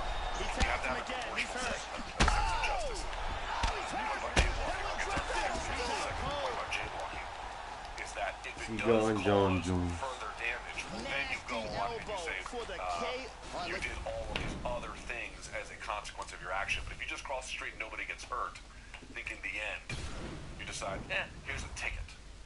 All right, let's go to our guest. Is he on Skype? I believe he's on Skype. Yes? No? Yes, he is on Skype. Let's go to him now. There he is. The one and only 125-pound phenom, Shorty Torres. Hi, Mr. Torres. How are you? I'm great, man. I'm alive. How about yourself? Alive? Just alive? You're clean-shaven? You're smiling? You must be more than just alive. Yeah, I decided to look pretty for once in my life. I was looking at old throwback photos. I was like, let's just do it once. And I'm getting all this backlash. People messaging me going, you should bring the beard back. I'm like, all right. I do agree that the beard is a better look. How old are you, by the way, Jose? 26. 26. Did you do your 10-year challenge on Instagram? Yeah, I did my 10-year challenge, and it was funny because when I was a sophomore in high school, I had longer hair. I had the Bruce Lee bowl haircut. The only problem is I have a big chin and a big head, so naturally I'm trying to pick on the freshmen, but the freshmen are picking on me, calling me Lord Farquaad, so decided to make a meme about that and put that up, and like, might as well have some fun with it. But yeah, man, it's been pretty cool looking at old photos. Let's talk about what happened with you. So you were in the UFC as of when? When did you move on from them? So I was in the UFC for Utica, which was June 1st, so pretty much a month or around 10 days before that I got signed. Coming up next, And it's a then heavyweight clash my last fight between was August 4th Stipe against Miocic Alex Perez, and it was the constant calls of Mick Maynard going, hey, when am I going to fight again? When am I going to fight again? Yeah, obviously I would like to take a break, but when am I going to fight again for a full training camp? Because people don't know it. 9-day notice and then 20-day notice and a 45-day span for the two fights. Now for the official introductions, we go inside the octagon where we find Bruce Buffer. Skippity-doo dah, skippity-dang. This day, and out of North was released, I think, in November. All right, so you fought, again, Alex Perez on August 4th. How often were you in contact with the matchmakers after that fight? After that, I'd probably say maybe every 2 to 3 weeks trying to get something figured out and go, hey, I would like a full 2-month training camp, something to actually show. And when you asked for a 2-month training camp, what was their response generally? So they go, hey, you just fought twice, we're going to move you to the back of the line just because, there's a bench of people waiting to, mainly flyweights to get, their fights going. So he's like, we'll move you to the back of the line and we'll probably get you in November. All right, cool, we'll get you in December. All right, we'll get you sometime early next year. All right, we'll see whenever you're going to fight. And then this whole has drawn the assignment here. Got posted out there. Well, I want to take advantage of it. I have my own YouTube series. I put a video about it. Well, what a venue this is for MMA. We are underway right here at Scotiabank Arena. Did they say that's why they released you? No, but I was the first one kind of going, hey, I brought the speculation video, but I'm not trying to say, am I right? Am I right? They go, no, you're not right. And the next week they call me back, okay, you are right. And the next week they call me back, you're released. But no, thanks. Wow. Okay, so we spoke right when you got released. I think like the day you made it public that you got released. Did they say it had anything to do with your performance? You won one, you lost one. Did that play any role? Well, the leeway out of the contracts are once you lose, they can technically cut you. I mean, look at Dustin Ortiz, look at all these guys being released by the UFC. Once they lose, they're out. So for me, the way they looked at it was they never even looked at my 135 performances. Again, I have 8 special wins for them being at flyweight, for them being at bantamweight, and for the total to a 2 in each weight class had been title fights for Titan FC. They didn't look at my bantamweight records. They go, your first fight, technically got lucky, and your second fight, you got demolished by Alex Perez. And that's it. We're not going to okay, and then now after that, I don't feel as bad because there's literally fighting for the contract. So all the flyweights are literally being let go once they lose. Okay, so since that time, who have you spoken to about this in terms of other promoters? Did you get a lot of interesting offers, a few ones? Like, how has the market been? So we talked to a bunch of promotions, KSW, Pancrase, 1FC, I believe Ryzen was kind of itching a little bit there, trying to get to them. And then, for sure Brave, just because I do have a background with them with KHK MMA, before they ended up starting the Brave promotion, which, people were Frank Edgar, beating them with Medov, Alex Soto, other UFC veterans, and really threw everything into that uppercut, but fell short. I went to the World Championships in Bahrain and was able to really a huge elbow to the head. Country, and CEO Mohammed Shahid, and we ended up figuring out a deal then and there. It ended up being 2 times better than UFC, and literally respect-wise, I can say this is what I expected to be, and what to get. To be in the best promotion in the world. Okay, so tell me what it is. So you have officially signed the deal. What can you tell us about the terms of the deal? Excellent movement on the ground here. Always well, trying to better his I'm definitely making more than what I did to UFC, which is very He's doing a great job of moving and transitioning here on the ground. UFC veterans are usually making a little less, but I'm a young athlete. They see that. They see what can really unfold with me. I was able to receive a signing bonus. I have a 4-fight contract. I'm pretty much fighting all over the world. And I am going to be signing a commentating deal with them as well because I am able to speak. I have commentated for them twice. Nice reversal here into half guard. What they can do with it. And I think that's really, really basic. Alright, so 4 fights in the UFC. Are you fighting flyweight and bantamweight? Yeah, so I was given the offer to do that. My ultimate goal, if everything works out well, is to take what I did tight. My first fight is at flyweight, which I'm going to announce very, very soon. My first fight is at flyweight. Hopefully, second fight is a title fight. Third fight, defend it, and fourth fight, bump up and see where it goes from there. And here it is from another angle. Making your debut? So my debut will be for Brave 22, March 15th in the Philippines in the Mall of Manila, which is huge for me because my favorite fighter is Manny Pacquiao, and rumor has it he is going to be there. Skip it, man. March 15th, I'll be fighting a guy, and I could be saying his name wrong, but Amir Albazi, he is 11-0, Bellator veteran. He's beaten an IMUF World Championship in his last fight, so he is an undefeated upcoming prospect, and it's 11-0 versus 8-1. Look for him to go on the attack early in this round, try to pick up where he left off in the last round. His opponent was dazed and in big trouble when that round ended. Everyone trying to be the very first inaugural champ, and there's definitely some competition in that. How did it make you feel, before you talk about how great this deal is for you, when you first got cut, how worried were you about your fighting future? I wouldn't say I was worried because, again, I got cut at 26 years old. I know I had nothing but time. Look at Kyoji Horiguchi. You know, he got cut very early, or he ended up leaving very early in his career. Now he's, you know, Ryzen's pretty much, you know, just Mayweather in a sense. And he's doing so many things. There's so many other fighters that does the same thing, moves a different promotion, and it's still extremely succeeded very, very well. So, for me, it was just trying to find the right home. And I believe for me, Brave was the right home. It was just, you know, it took time. It really was a struggle, stressful. One, to find out you're going to fight again, when you're going to fight again, all the leads, when, you know, who's going to sign for what money, and you're going to find the best deal possible.